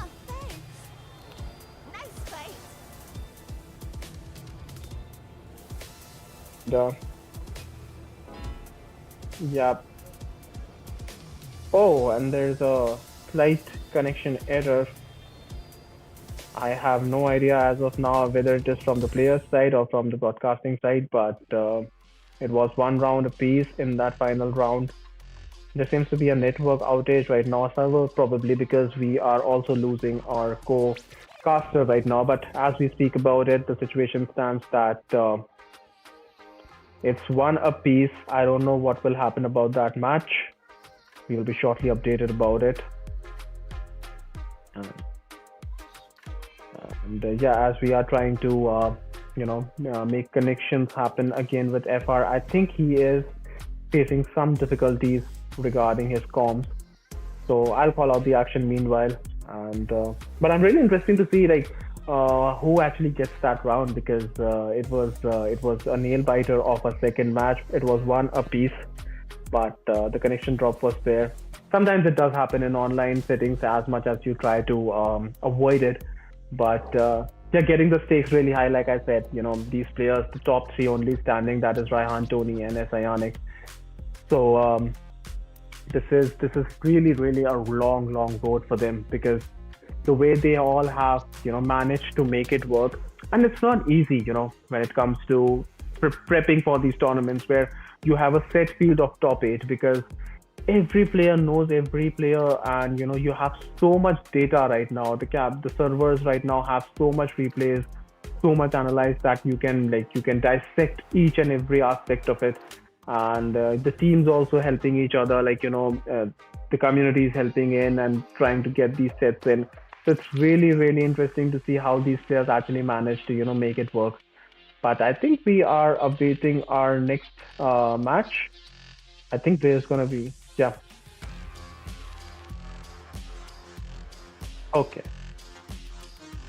Okay, so as we got an update from the production, Tony unfortunately got disconnected over here, and as per the CPT rules, the round that will go to Raihan, since it was 1 apiece, so he is officially leading the match. Raihan, that is 2-1. Really sad luck hard luck from the side of Tony, facing a disconnect at this hour, at this juncture, because this is where you definitely do not want any mishaps to go. But so is life, so is CPT for you. 2-1, that is Raihan leading right now against Tony. And you know, but more importantly, what I feel is that these disconnects, yeah, they do happen, but at this juncture, it's not about that one match, it's about the momentum, because it was about to get shifted towards Tony's side. But now Raihan's sitting on a comfortable lead, and he's just 1 match away from actually taking it to Ionic and contesting him for that glorious spot of Capcom Cup. Hello? Yeah, and finally we are joined by my co-caster. And yeah, what a, you know, you DC'd, the player DC'd, it was like, you know, it was, the action was too much for the servers to handle at that point. Oh my god. I don't know what went on there. Like, I actually reconnected my internet and everything, and when I came back in earlier, like, the green ring thing around your profile picture, right? Like, that was lighting up for me, but you guys couldn't hear me. I was like so confused. Not sure what's going on there. Right, but as we speak about it, I'll update you. You know, even Tony97 got disconnected. It was one apiece at that time, one round to each. And Tony unfortunately disconnected over in the final round. So a bonus round will be given to Raihan as per the CPT rules. So he officially now leads the match 2-1. I see. Oh, well. It seems like a really bad stroke of luck over there. Yeah, I mean, you know, I was emphasizing upon this point as well while we were trying to reconnect that coming, you know, it's not just about one match, but the juncture at which I came in, like, you know, regional finals, losers finals, of course, and this is just one step away and getting a DC like here. I mean, it's heartbreaking, but that's online for you. But again, like, you know, I also want to congratulate on one part of the netcode that nowadays netcode is so good in this game that online even feels like an offline setting, because earlier I feel that, you know, back in the earlier iterations of Street Fighter, it was not that good and we were not able to get these kind of matches and that kind of quality in online. But now if you talk to any player, they're happy to play online because the servers is just too good. Yeah, it's they have made quite the strides in improvement over there. So we've come a long way since the earlier days where it's a lot more reliable, and in general, like, you know, tournaments mean a lot more. At least people are willing to place a lot more weight on these competitions now as a consequence of that. But yeah, we are going into the next game, I believe, here. Yep, I see Tony also rejoining, and yeah, this is of course the place where Raihan is sitting on a comfortable lead of 2-1. Let's see if Tony can mount a comeback and he can get away from that mental setback. Here we go. Yeah, all right, so start off with how beautiful.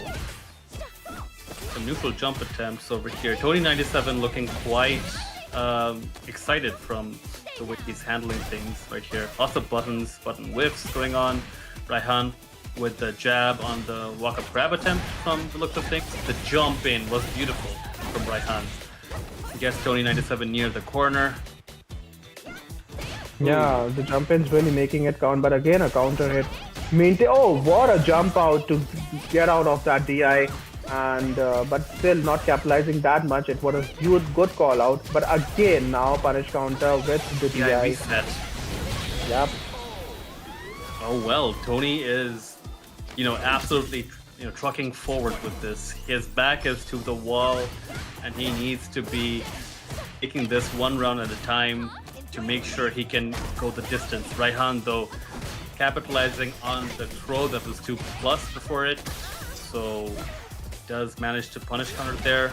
Tony97 gets his drive rush interrupted, but Raihan unable to really convert into anything more meaningful there. Buttons get blocked. Jump in. Yeah, again maintaining that corner pressure. Back jump, not a good idea, of course, but yeah, now Tony gets his corner if he wants to. Yeah, pushing him Elina's side a little bit. Raihan is on the ropes right now. A good shimmy attempt, but a beautiful throw check from the side of Raihan, but now catching him with the buttons. And yeah, again EX fan pressure plus frames. Can we see back-to-back throws? No, with a fireball, getting counter hit again. What is going on? Is it another interrupt? This is really, really sad. If it is, because Tony is again up one round. And there's some serious problems with his connection right now, and not a place to be. I don't want to see it end this way. These disconnects are not fun in the slightest, and it is Tony disconnecting once again. Oh my god. I mean, you know, I really feel for the guy, because I was about to, you know, commentate upon the very same fact that if I would have been DC'd at that point, my mental stack would have gone down tremendously. My morale would have gone down tremendously. But Tony was still in his whole spirit. He was still fighting back. Again, a DC from him. I mean, yeah, probably, you know, the Capcom gods does not want to do him a favor right now. They do not want a level playing field for the guy. Yeah, I don't think it's necessarily Capcom's fault there. Like, is just bad luck from the looks of things. Yeah, no, I said Capcom gods. I mean, like the the gods in the sphere out there not helping him out. So yeah, something he really needs to his ISP is after him. I think his ISP is after him. Yeah, his ISP, I don't know, has some beef with him or something. I don't know. Yeah. Oh my god, I don't know if Tony has somehow like wronged them in the past and basically his ISP is like, you wanna My wrong turn. me? I'll show you. Yeah, Like some my shit turn. like that. I don't know. Yeah, Apologies talking about for the my wrong French. place at the wrong time. But yeah, what to say? I mean, Raihan, of course, now sitting with a comfortable position and with a much better ISP, that is.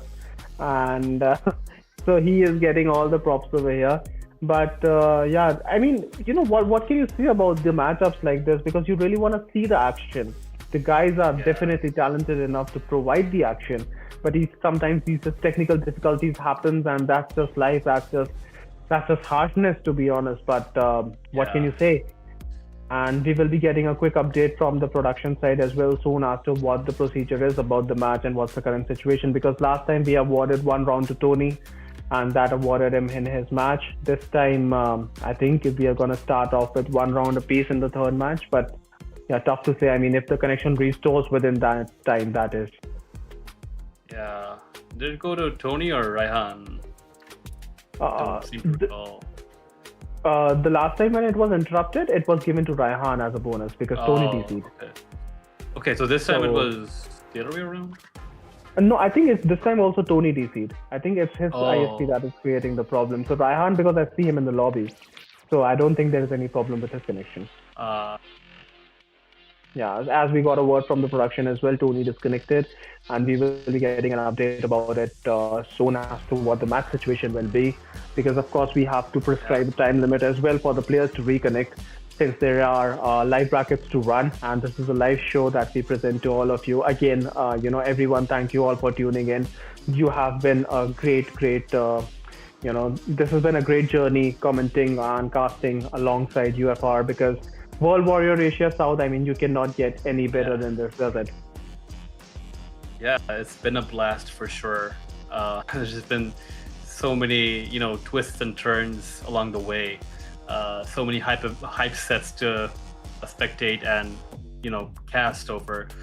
But yeah, we're waiting for updates here. This is not something I think anyone wanted to see. Like, shake out this way. It's never fun to have to make decisions over disconnects like this. Absolutely. And as we speak about the brackets of top 8, SI Yannick, of course, comfortably waiting in the grand final, sorry. And in the losers final, we are seeing brawl between Tony 97 and Raihan. Of course, Tony was sitting in 2-1 lead. But again, an unfortunate DC from the side of Tony, resulting in probably in a penalty of round. But again, this is not an official word. We will get an official word from our production real soon. But mathematically, I mean, he will be in a 1-round deficit. And yeah, talk about this bracket all over. What stood out to you the most? I mean, among all the matches. Yeah, for sure. Definitely not looking good over here. Yeah, so SI Yannick waits in the final boss position once again. Tony 97 and Raihan, they converse with each other pretty frequently in the lobby sessions and whatnot. They're on good terms. I'm sure neither of them like the way this is going so far, and I don't think anyone wants it. This is not the way anyone wants to win either way. Right. And we are still trying our best to reconnect Tony 97 because we do not want him to be deprived without playing the game. But as sometimes these factors are out of our limitations as well, because if there's a power outage, if there's a network outage on his side, there's not much that you can do in real time, because these events, like I said, these are live events and we do not have much luxury to work with at that point. but we are still waiting for him to reconnect, because he was playing tremendously. And like I said, he was not unfazed even in that match after disconnect in the first round. He was still playing his game, which is really, really what stood out to me about Tony. Yeah, his mental resilience is pretty good. It's up there, if I have to say so. But like, we'll have to await his return, I guess, to see what's going on this front.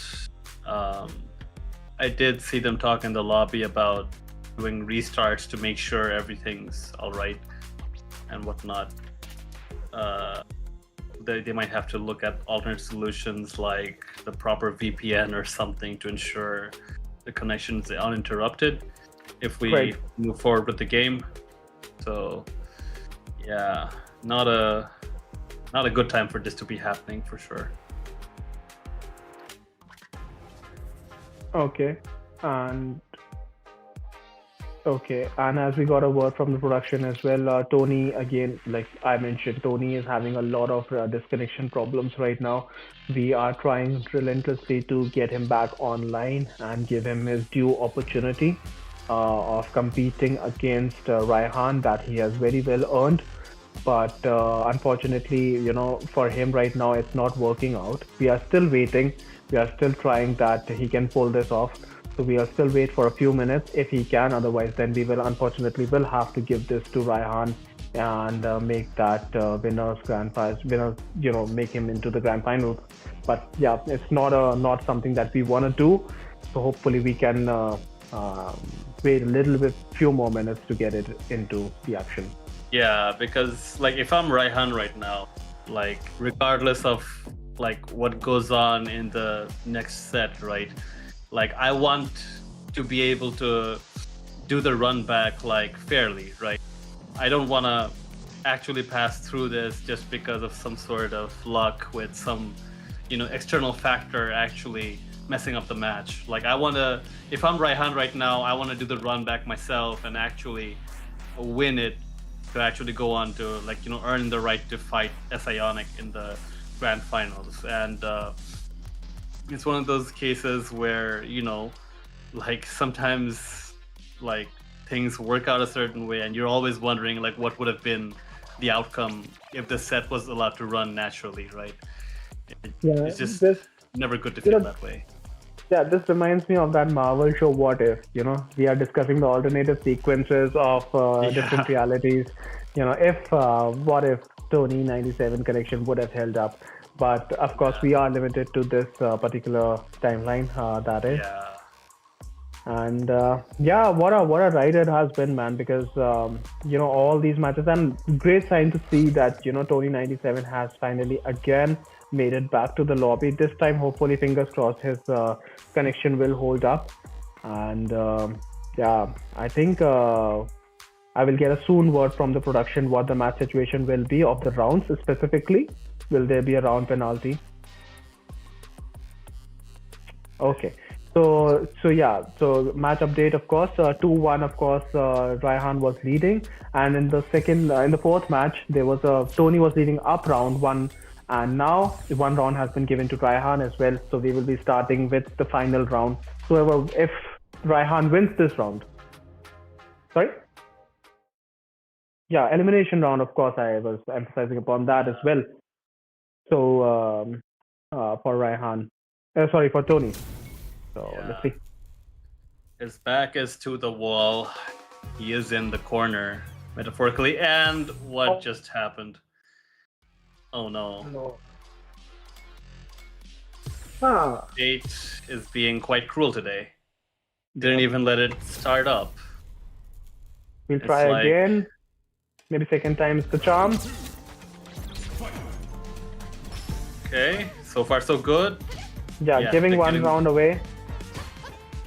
They're letting the round shake out in advance. Yeah, I think they have to give one round apiece so that we can go into the final round. That is. Oh, I think the first round already went through from before. Maybe it was just a spectator side disconnect. Not entirely sure what's going on here. Raihan controller seems idle right now. Yeah, I think okay, they will have to wait it out, otherwise there will be a meter situation that will change. So they cannot hit all the way off because there will be meter gains for both the sides. Okay. So they will have to wait out the clock. Yeah.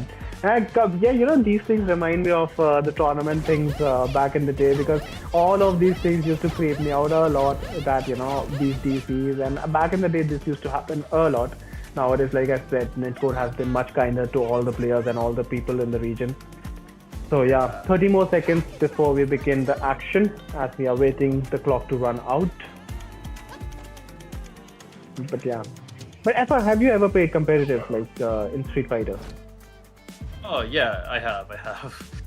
From in 5 and in 6. I played in some past World Warriors. I think the past year, like the year before this, I played a few events. Okay. So yeah, it's 1-0. All right. So moving on in this last round over here, starting off with drive rush from Raihan. The jump in does get stuffed by the DP. Tony97 moves on with the grab. Lands that media over there, but does not get anything notable off of it. Raihan now has Tony in the corner. Yeah, Raihan just needs one round, and beautiful spacing for the punish counter, fishing it off medium low, and wow, what a conversion that was. Yeah. Goes in, and Raihan has a few touches left to land. He wants to get this burnout. Raihan does get thrown though. Tony97 looking to straight up meaty here. Goes for another grab, but it gets teched. Raihan with beautiful timing on the counter hits over here. Gets to push him back over here. Tony97 gets grabbed once again. It is now guess for set. Guess for the round. Yeah. Guess for tournament life, one touch will actually kill my over here. I mean, one conversion will do it. But of course, Tony97 fighting back. But as I speak about it, yeah, 3-1. Raihan will move on to grand finals, facing SI Onyx in the regional finals. Wow, what a match that was. Too many ups and downs in that. Yeah, the set was unfortunately riddled with so many disruptions. It did not get to run its course the usual way, but it is what it is. As per the rules, Raihan is the victor of the set. Moving forward, we'll be fighting SI Onyx over here. Yeah, I can't speak so much to that set because I also suffered a disconnect here myself. So please do let me know what happened overall, the overall picture of the set. Yeah, I mean, from the looks of it, I really feel that if it was a fair matchup on the internet side, Tony would have had really good chances, if not win that set eventually, because he was really in the flow. He was doing really great things and doing 2 rounds, because that 1 round apiece, I think that was the most critical juncture in the third match when they were 1-1, and the third match was going into Tony's favor. And as soon as that, he disconnected in the final round, and that really shifted the momentum. And then it again happened. So yeah, it could have been anyone's game, but we cannot take away the credit from Raihan's side as well, because it's not easy for him also to deal with such frequent outages from the opponent, and he's just sitting clueless over there thinking what to do next. And yeah, very well deserved second place for Raihan. Third place for Tony. He will be walking with a lot of bucks over here. But as we speak about it, the main center point of attraction now shift towards the grand final of this Asia region, because we will be crowning a champion real soon, and one of these 2 players, that is going to be SI Onyx or Raihan, will be traveling to Capcom Cup for a shot at $1 million. Talk about that. I can't wait. These two have faced each other numerous times in the past over the course of these years and these qualifier events, even this year. Raihan has come out victorious a few times, but once again, it has been SI Onyx winning for the most part, even though their sets have gone quite the distance quite often. These two do spar every now and then from what I hear, so they know each other's game plans or how they shift to through set game plans a fair bit. So I'm quite confident we'll see quite a bit of good action over here. Right. And you know, talking about these brackets, I mean, we started off with the first match of Ionic and Prince, and then coming all the way to Tony 97 and Raihan in that 3-1. And now we are just left with these two people, that is Ionic and Raihan. And you know, the pressure that they must be feeling right now, because this is not just a qualifier or a regional final. I mean, this is directly a ticket to Capcom Cup, to play with the best players, to compete with the best in the world, and to win as much as you can ever desire. I mean, $1 million for a fighting game prize money. I mean, you know, few years ago, this was unheard of. And now it's just making it happen. And Street Fighter 6 has such a successful IP for Capcom as well, you know, really pulling in the numbers, and the passion for the communities all around the world has been crazy. Yeah, for sure. You know, I'm really all here for the esports side of things with Street Fighter. Like, it has been quite a spectacle to watch, and it's been so successful over so many regions as compared to before. Japan for sure has really like hit it out of the park. There's been so many nice stories. It's a cool infrastructure and ecology, you know, going on over here. But here we have Ionic fighting from the winner's side. Grand finals over here with Raihan in the loser side. Yeah, Sweep over here. Yeah, and you know, this is the winner's side of the bracket, of course, for Ionic and Raihan going from the losers. SI would like to make a quick work of this grand finals because he needs to secure, but a beautiful crush, going into the corner again. Getting it out of the park over there, just like absolutely going to town with it. Oh, okay. Interruptions coming in from Raihan. Will he be able to fight his way out over here? Ionic though says no. Oh, one more touch needed though. The crouching and a light kick will do the trick. First round goes to Ionic. And no signs of slowing down, but immediately challenging. That is Raihan. And let's see, a tick throw again. Yeah, a lot of pressure from the side of Ionic in this. And of course, it's the grand final, so he has to make it count. And Raihan really is on, has to make it work. Punish counter in the corner. Getting in with the shenanigans, but fighting back, that is Ionic, going with the back throw. Yeah, this is going to be anyone's game. Raihan, you cheeky man, attempting with just another overhead reset over there. What is going on? But Raihan now is in burnout though. We'll have to worry about the chip a fair bit, just a bit out of reach over there. Ionic not quite falling prey to that button, but the check from the standing light kick was there. Raihan seemingly contesting Ionic at every turn right now. Both sides have 3 bars of meter. Big damage coming in. The anti-air was there against the Demon Flip dive kick. The overhead again. From the looks of things. Oh, forward medium kick. Ever the awesome option here. The DI catches Ionic lacking. Raihan though looking to pile onto this with more pressure over here. Perhaps he read a wake-up DP coming in from Ionic. That should be it with that. What a sequence. Yeah, man, what a sequence. Converting it into the level 3 and making it look so easy in the last 2 rounds. You know, when SI won the first round, I thought we are going with the script again. But Raihan immediately contesting and taking first match to his credit. And of course, the grand finals is getting heater and hotter every day. Yeah, but yeah, once again, viewers recall that Ionic is on the winner's side. Raihan will have to win 6 games in total. He has to go a very long distance if he can make this count. Ionic once again answering with that sweep, but Raihan with that EX-DP working out really well in his favor. But that DP whiff though, not really what the doctor ordered. Yep. Ooh. And coming in again with the neutral now. Fireballs to come in now. Drive rush, pressure, demon flip denied. And modern DPs. Yeah, the modern DPs all day, every day. And an overhead to catch him off guard. Raihan is running in with this set. He is saying, this is my set to win. Yeah, but you never know. Sionic could be playing in a way where he's trying to gather data, but you don't want to be toying around much at this point, really. And Raihan maybe just looking to get as much momentum going as he can. The fewer rounds he drops to Sionic, the more chances he can actually, you know, go the distance over here. The less data he'll be giving to Sionic. Sionic inching back and forth just a bit, but eats that sweep from Raihan. Will this be another round victory over here? Yes, there will be. What a Wow. quick 2-0.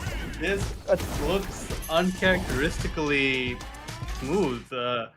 And like in the terms of this matchup over here, like Sionic seems to be taking some kind of breather. Going back to the character select, it seems.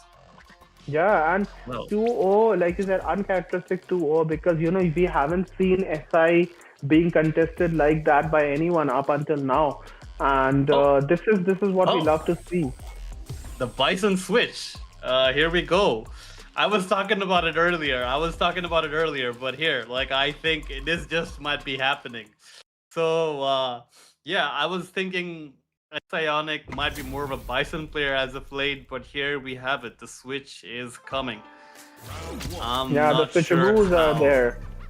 And this is a luxury that yeah, but this is the luxury that SI has because you know he is coming from the winner's side, so he can toy around a little bit. Akuma was not working, so let's see if Bison can does the trick for Sionic as we move into this third match. And immediately the pacing has slowed down tremendously as compared to the last matches, because Bison of course would like to contain Elena as much as possible.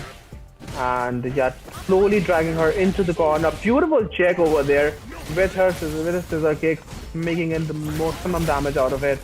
And yeah, pressure all day, every day.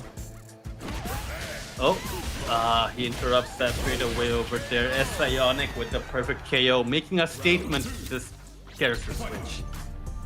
Absolutely. And of course, he has to make it count. This is the grand finals of the region. Capcom Cup spot at the store. Scissor kick blocked. Yeah, and punished accordingly. And again now. The looks of things, or I'm not sure what went on there exactly, but that drive rush scissors kick option, ever a threat when the opponent is trying to check drive rushes in general. It's a really good thing to do when you've conditioned your opponent, but Raihan here gets the level 2 off, trying to fight for the 3-0 on his own side. Oh, gets interrupted. Is there going to be a super burnt there from the side of Sionic? Seems not. Oh, air-to-air reset. Oh, coming out. Sionic is in burnout though. We have to see how this shakes out. We'll be returning to the drive gate soon, but oh, all right. Just one more turn, and there we go. The shimmy works out. Raihan not quite flinching right now. Yeah, a reset point for Raihan in this. And who would have expected such a quick reset of a 3-0 if he can pull it off? But air to air from the side of Sionic, keeping him honest. And yeah, bombs for the plus frame. Again. Level 3. Yeah, making it a lot on his side. I mean, the life lead is there. Now, if he can maintain this pressure, it will be great for him. The pokes of the medium kicks are there all day. Ooh. And yeah, but Raihan slowly crashing in. Raihan does have some real estate and some resources to work with here, but they still do pale in comparison to Sionic's advantage over here. The check is there on the drive rush, undeterred by the threat of the drive rush scissors kick, but Sionic though will have the level 1 here if he spend it, and that he will. Yeah, finally making up a board. I mean 2-1. It was very much needed because Raihan was running away with that fit. And Raihan goes back straight into it with no moments spent in the character select. Pressuring Sionic in the corner. He has to win but one game to move on to the next part of the grand finals. For Sionic though, oh, okay. The Devil Rise does not lead to a hit on either side. What a but a punish counter, yeah. Punish counter from the side of Raihan. Beautiful spacing from both the players actually. But yeah, finally getting that whiff punish in. Now coming back to the neutral, likely about even, I would say. But yeah, Mita as well. I mean, they both are putting each other. I saw a backward Sobat kick option there, I think. I'm not sure if that was to scout out some kind of scissors kick option from the Bison. Alright. Man, what a check from Raihan. This is the second time I'm seeing in this set. This is paying dividends for him, but a scissor kick to counter. Again, no pressure for you, my man. But oh, beautiful check from the side of Raihan again. Now, you know, the button timings of Raihan has been too good. Yeah, I agree there. Alright, Raihan was again in the corner, has the bomb on him. But no big conversion off of the bomb itself. Yeah, empty just set fighting up out over there. there. Interrupts the reset attempt from Raihan. Not sure what's going on there. Alright, Raihan though still at reset point. Will be able to reset to the latter part of the set if things go well on his side. Lots of lows from the side, from the looks of things. Oh, jump in, works out for him. Raihan has to land a few more guesses for it to work out for him. Here, Yeah. the scissors kick was at a punishable range. That was -5, I believe. Oh, and level finally 3. a reversal. Yeah, and a very, very wise reversal over there because he was getting cornered very brutally over there. And now finally getting some space to work with. This standing light kick that Raihan has been fishing has paid dividends for him. But again, a reversal of his own with a punish counter. This is gonna be a reset of the grand finals. Ladies and gentlemen, This does not get any better. This is, I guess, the first set in a very long time that I have seen Ionic dropping and Raihan showing why he deserves to be in this grand finale. A reset nonetheless, and we will be going towards the last leg of the regional finals where, of course, Raihan and Ionic will beef up against each other for that final spot in the glory. Well, you know, like from the looks of things, from at least what I can see over here, Raihan has absolutely come prepared. He has done his homework. It seems like he has studied Ionic very extensively. I can't wait to see where the rest of this set goes. Ionic once again picking the Bison. It seems he is sticking to the Bison right now.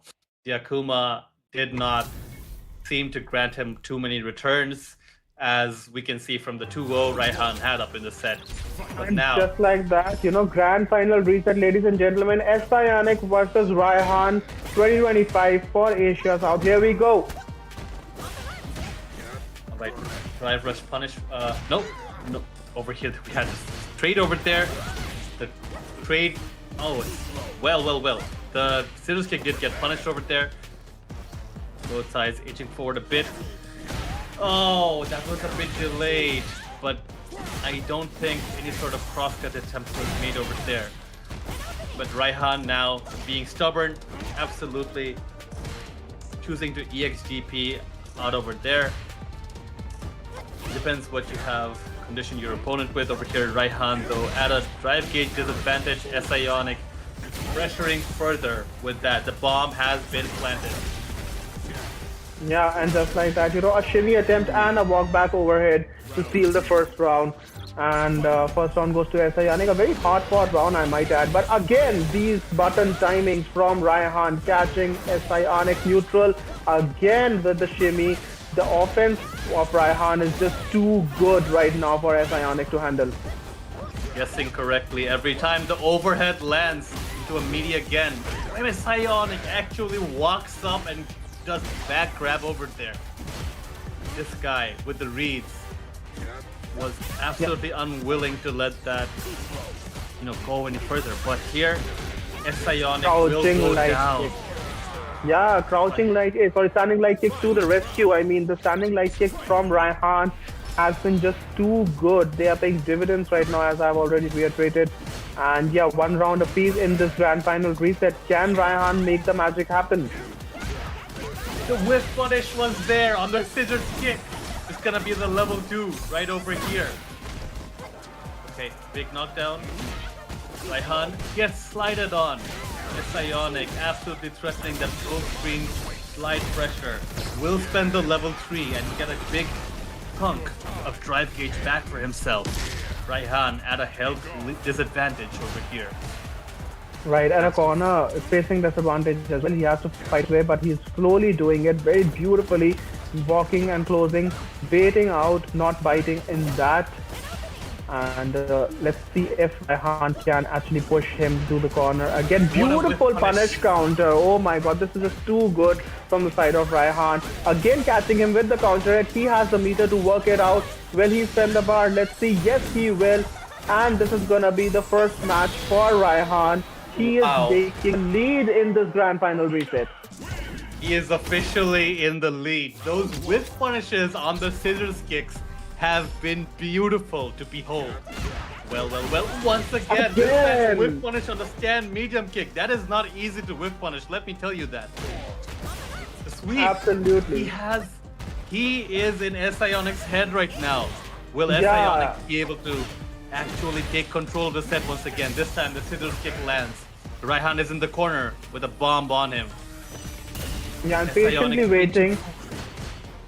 You know, plus frames were there. Again with the standing light kick, the fishing over there. I mean, it's just too good. I think there's something that he has pointed. He got the counter, but not the conversion. This time he gets the conversion, and this is gonna be it. The first round again goes to Raihan. I mean, he is just on a level right now. What is going on? This is not the script that we have been, you know, like at the mercy of for so long. Is the last boss gonna actually win? Is he not gonna actually win this time? Apologies. My words are all jumbled up. I was not expecting this, I have to be honest. Raihan is channeling he's channeling in some different level of Street Fighter right now in him. And again with the plus frame, he has really the overhead calls out. 2 games up against Psionic in a grand final reset. He is 1 game away from the Capcom Cup, ladies and gentlemen, as Psionic goes to the drawing board. Akuma rejected, Bison rejected. Now I don't know what Psionic will resort to.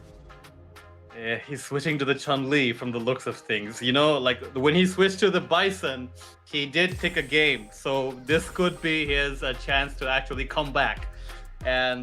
But it's still, like, even though it's Psionic, Raihan has to win 1 more game to actually be the region's champion.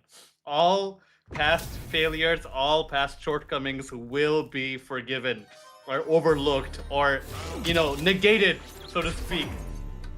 Let's go. Right. Raihan versus Psionic. Psionic back to his classic pick. Character that won him so many times this whole region's championship. The overhead was blocked. Raihan now fighting back. Right now, the anti-projectile actually lands. Raihan actually goes past the parry attempt right over here. Psionic is in the corner. Spoken works over there. The overhead lands. Raihan is actually in the driver's seat. All well and good. Psionic though might be able to fight back. The air instant lightning legs does get answered over there. Ooh, no answer. I mean, it does get blocked, but Raihan does actually win that interaction over there with the flip attempt from Psionic. What is going on here? Raihan stands but 1 round away from seizing victory over here. He seems to have downloaded Psionic all the way. Absolutely. No whiff punish on the forward heavy kick. Psionic now has Raihan in the corner. It is his turn to actually run offense on Raihan. Raihan showing lots of patience. All right. Very good delayed option there by Psionic from the stance. You can cut the tension in the air with a knife. Psionic will be seizing that round, refusing to go down without a fight. Yeah, but he's still in a position where, you know, it can be very, very critical for him, though he has 1 round, but it's actually Psionic set to win right now. And a punish counter, beautiful spacing. What is going on with Raihan's button timing? He is going all ham. Again, Level a reversal from the side. Yep, much needed reversal from Psyonix to close down the momentum. But still, it's Raihan's turn to lose right now. Raihan only has a sliver of drive gauge to his name right now. Will he be able to claw his way back? Trades, the clashes, not quite going to his favor. He does have a slight health deficit though. Psyonix able to get the punish over there. Will he be able to get anything more? The interrupt was there, the counter hit. It gets interrupted. The GRC cancel over there. Ooh. The delayed button was there. Psyonix is fighting back. The interrupt, that could have been just a conversion into the victory right there. Yeah, he is in a very, very critical position right now. Let's see if he can make it happen. Raihan is inching close towards that final spiral, and he gets the counter hit. Will it go all the way? Let's see. Oh my god, this is anyone's game. I can tell it right now, but Psyonix finally getting around. Wow. What's going on over here? He had 2 whiff punish attempts that he could have done to actually take the whole set and the tournament right there. Not to mention the championship. But it was a victory upon the switch to Bison earlier for Psyonix. Let's see if Raihan can keep the download going. A new page of the download, so to speak. Raihan once again lands that stuff over there, but Psyonix with the OD option over there. My words are getting jumbled. Yeah, I can completely understand right now, because even I am out of words at times. The way these guys are playing is just too good right now. And of course they are showing the class that they are, but now SI is actually fighting back and making all the necessary adjustments that were required. Anti-air combo coming in from Psyonix. The overhead lands. He refuses to let this go right here, right now. Okay, right. Psyonix fighting his way back now. Looking to equalize the set score in this final game. I mean, in this final set of the tournament of the season here, as it pertains to South Asia. Yep, and Chun-Li really making it work, but a beautiful counter hit over there, but a escape from the side of Psyonix. The anti-throw option from the instant air legs works out beautifully for Psyonix. The level 2 comes out for Raihan. The modern reaction, yep, you cannot beat that. And again now taking into the corner, jump in, let's see if pushes any button. No button over there. Great defense from the side of Psyonix, but as I speak about, he opens up, but unfortunately was not able to convert that. The air reset is denied by Psyonix with that EXDP. Raihan now looking to actually make use of this burnout that he has earned. The and DI he will. lands. Oh my god, he is on the tournament point right now. Raihan with just 1 round away from taking all the regional finals to himself. He is not too behind on the super meter either. The jump in does get blocked. The stance options coming in. The perfect parries from this close range. The tension is palpable. Psyonix now gets this conversion going off. Will he be spending that level 3? No, he won't. Raihan at a drive gauge advantage, but Psyonix with the health advantage. Tries to go for some sort of overhead reset attempt over there. Oh. What defense there is from the side of Psyonix in this round. 60 seconds left and he still hasn't touched a single hit on him. What defense he's showing right now. Finally getting a counter hit as I speak about it. And yeah, Raihan really now fighting back, trying to fight back at least. But SI just not opening up at all any gates for him. Ooh, is this a download complete by Psyonix? We'll have to see. The fireball finds its mark. The whiff on it though, there is on the side of Raihan. Successful. He does have Psyonix down to less than a bar of drive gauge right now. But this is huge in the corner. DI lands and this is gonna be very, very critical because he has a level 3. He gets a medium kick conversion in, and that's like that. 2-2. We are going to the final stretch, final game of the grand final reset. This is gonna be huge. Psyonix versus Raihan. Let's go. Ooh, the throw gets checked. Raihan and Psyonix playing their hearts out over here in the last game of the last set of this tournament. Let's see if it goes to the final round. Raihan pressuring relentlessly against Sionic. Sionic not quite doing so many EXDPs on Wake Up right now. The 10 show kicks are not there. The perfect parry attempt seems to have been there, but unsuccessful. Sionic fighting back to the mid screen. The jump in lands this time. The past few attempts were but blocked or parried. Oh my god, what a call out of the EXCP. Seeks the desperation. He is again on tournament point against Sionic. This is huge for Raihan. This is gonna be his round to lose now. What a beautiful set so far, but here we have the DRC grab. The play option over there. The fireball does interrupt it, and the jump in lands once again.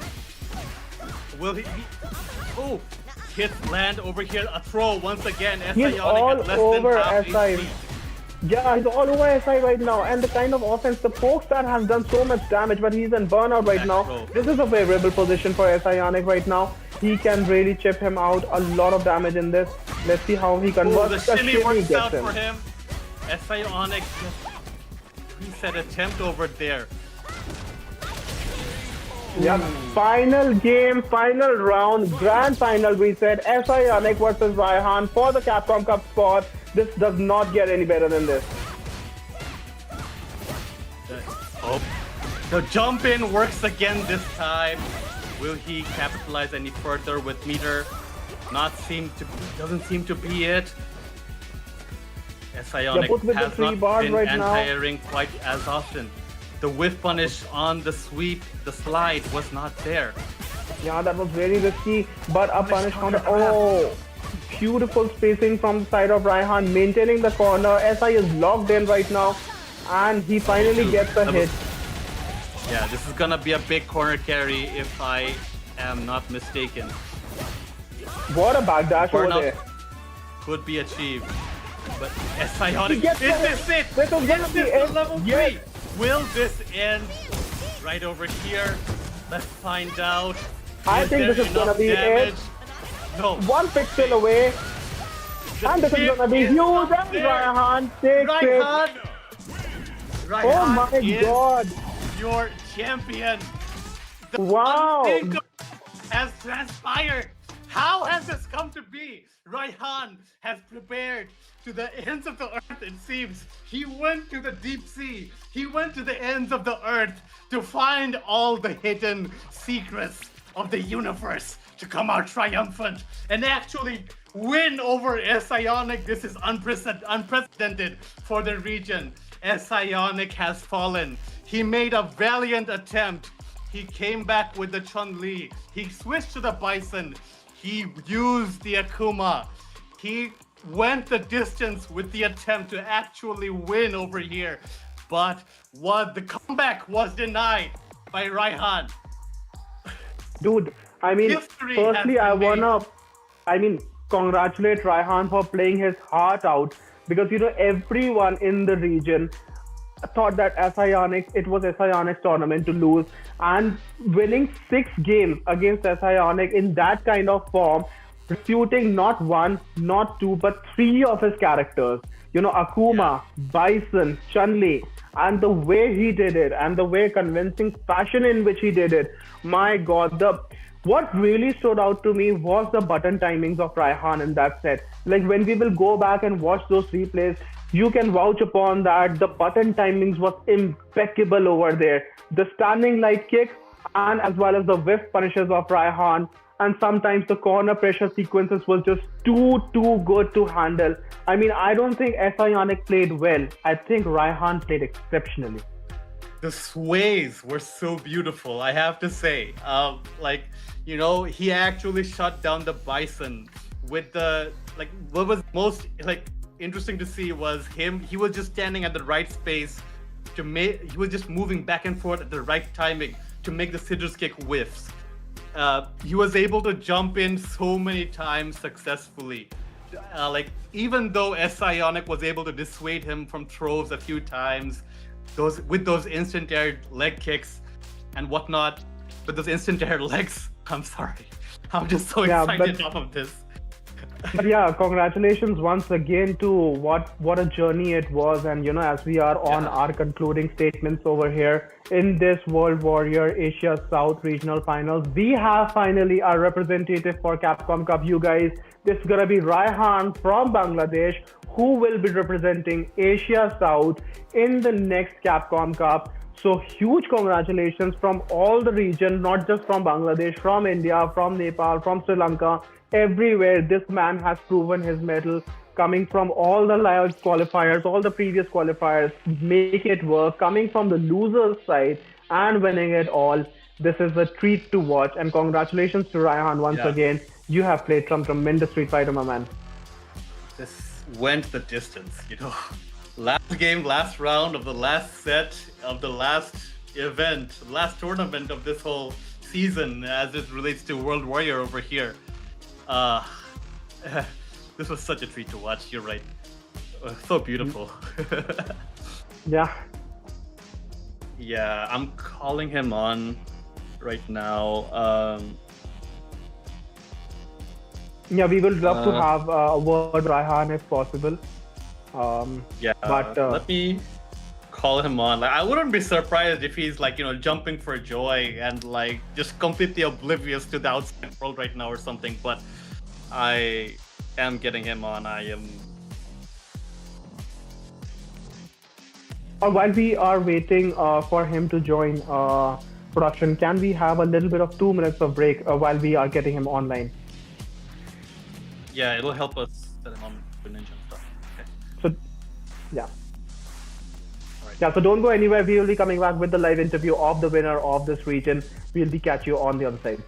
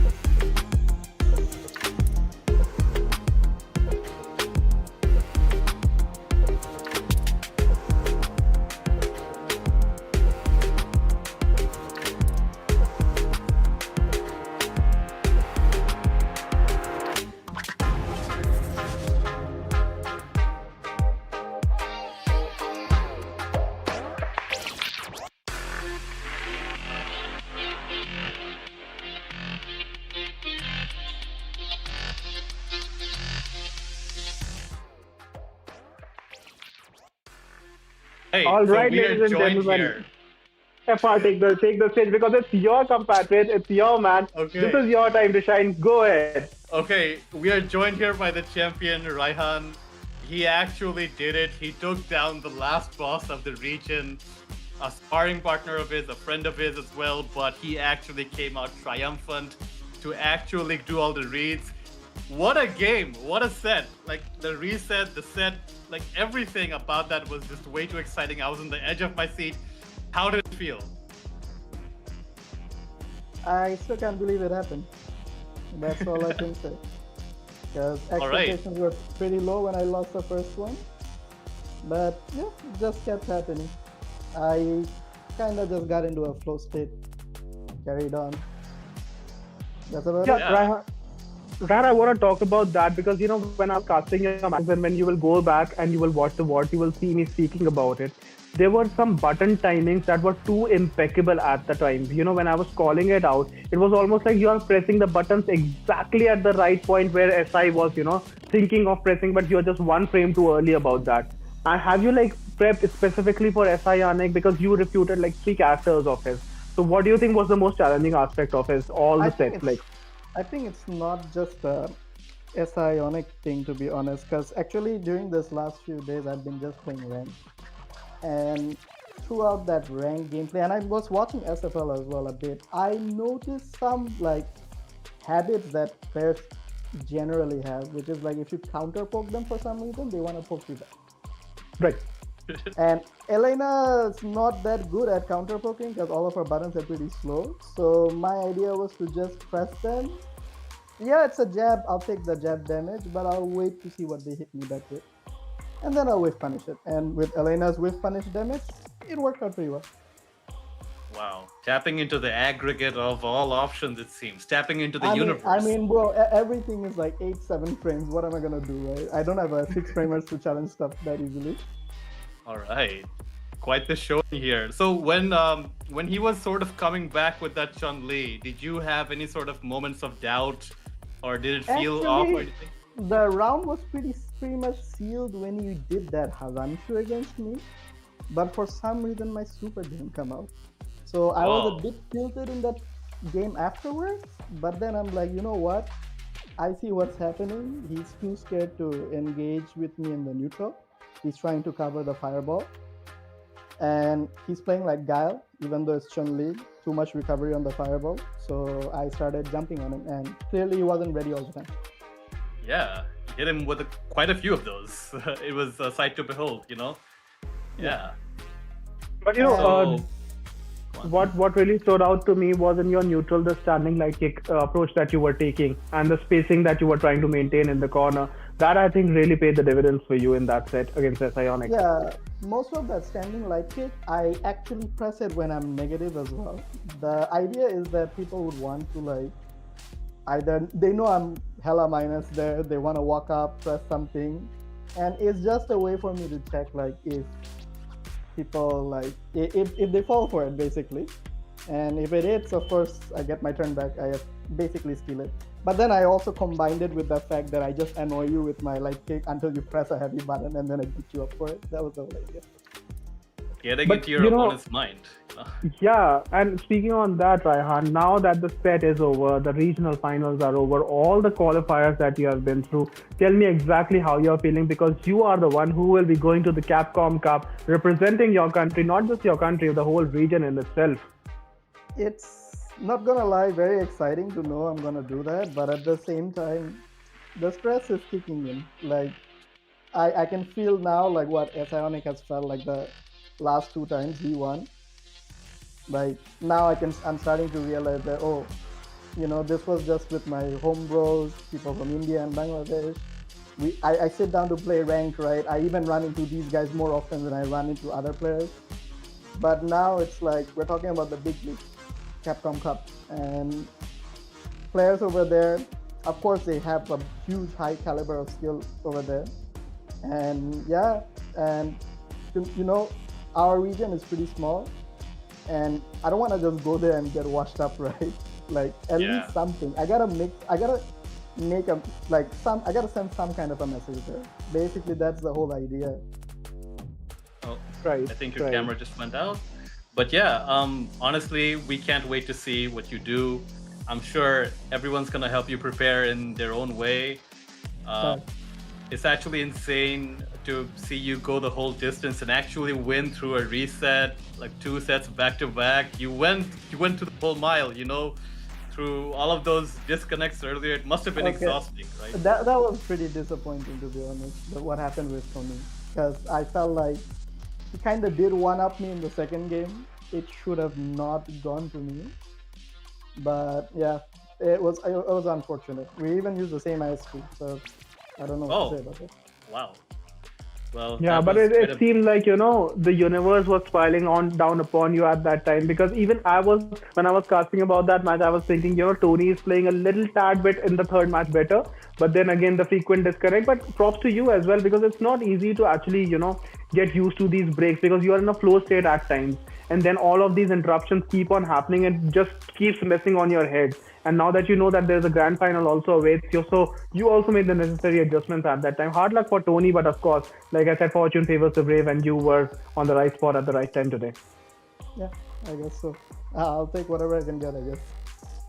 Yeah, but with that having been said, like, your humility is very inspiring. I'm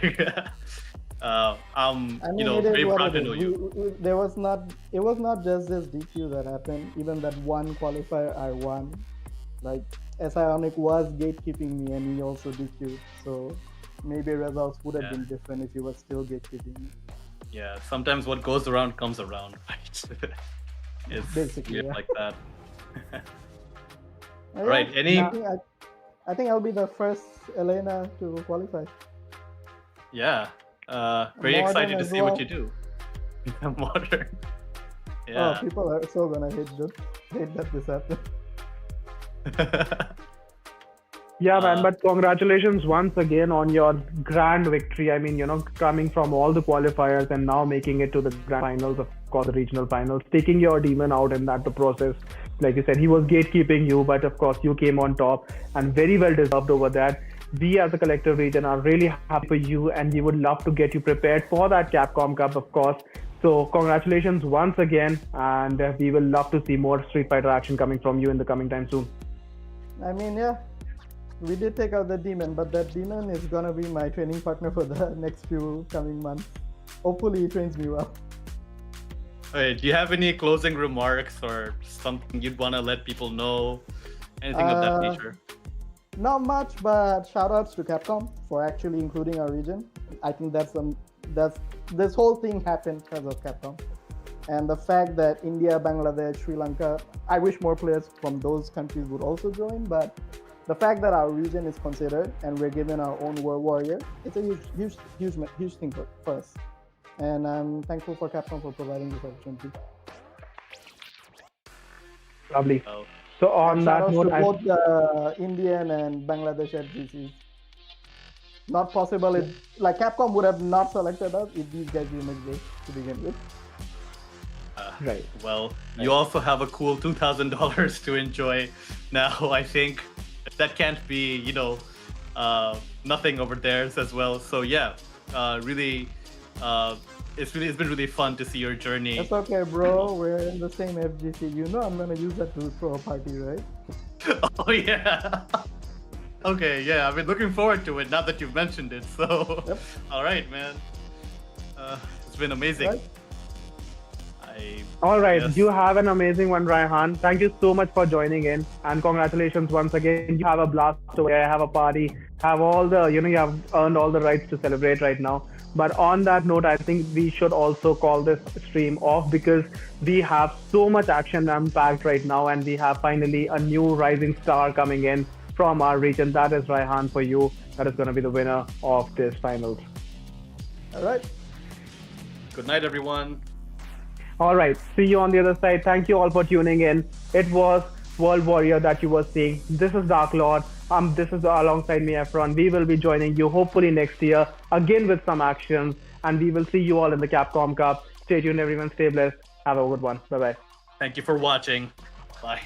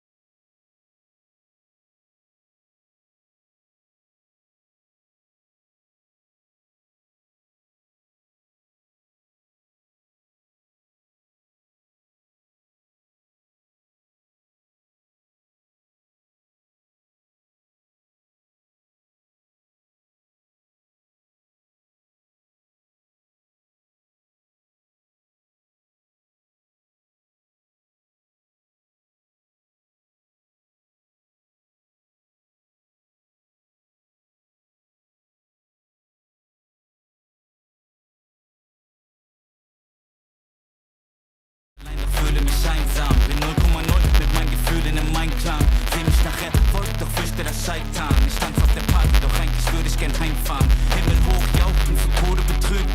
Ich hätte gerne Sonne, doch der Mond, der genügt. Nur weil ich über exzellente Strophen verfügt, heißt das lange nicht, dass mein Herz sich nicht wohl anfühlt. Und ich weiß ehrlich selber nicht, woher das kommt. Auch am helllichten Tage sehe ich alles sehr verschwommen, als hätte man mir irgendwann einmal den Kern entnommen. Ich bin so lange durch dieses tiefschwarze Meer geschwommen. Ich bin psychisch labil, ich fühle mich wie ein Freak. Nicht gegen die Welt, sondern gegen mich selbst führe ich den Krieg. Mich packt dieses kalte, leere Gefühl nach nem Sieg. Egal, was ich erreichen mag, genügen wird's nie. Doch ich kämpf weiter, mein Herz, mein Weg weiter. Der Selbstfall bleibt in mir, mein ständiger Begleiter. Doch ich lebe weiter, aufhören ist keine Option. Bekämpfe die eigenen Dämonen und besteige den Thron. Es zieht sich wie roter Faden durch mein Leben. Große Taten, wenig reden, denn der Tod erwartet nämlich jeden. Muss der Kronenangst entgegentreten. Mein Herz rast, Erinnerung schmerzhaft. Doch was mich nicht killt, macht mich stärker. Spür die Kraft in meinem Innern, nenn es Kernkraft. Und die Kraft, die mich runterzieht, Schwerkraft. Atme ein, atme aus. Kein Zurück, nur geradeaus. Die Gaffer stehen am Gartenzaun. Wann zerbricht sein Kartenhaus? Der Druck steigt, nur gefragt, wo die Luft bleibt. Blut, Schweiß und Tränen schimmern leise im Moonlight. Brauch nicht mal eine Sekunde, nur einen Bruchteil. Glaub nicht an gut oder böse, wer ist schon schuldfrei? So Focus, ja alles in Slow Motion. Jeder sehen wie Ameisen aussehen von hoch oben. Zerleg sie in Protonen, dreht sie im hohen Bogen durch die Galaxie, Bett auf dem Betonboden der Tatsachen.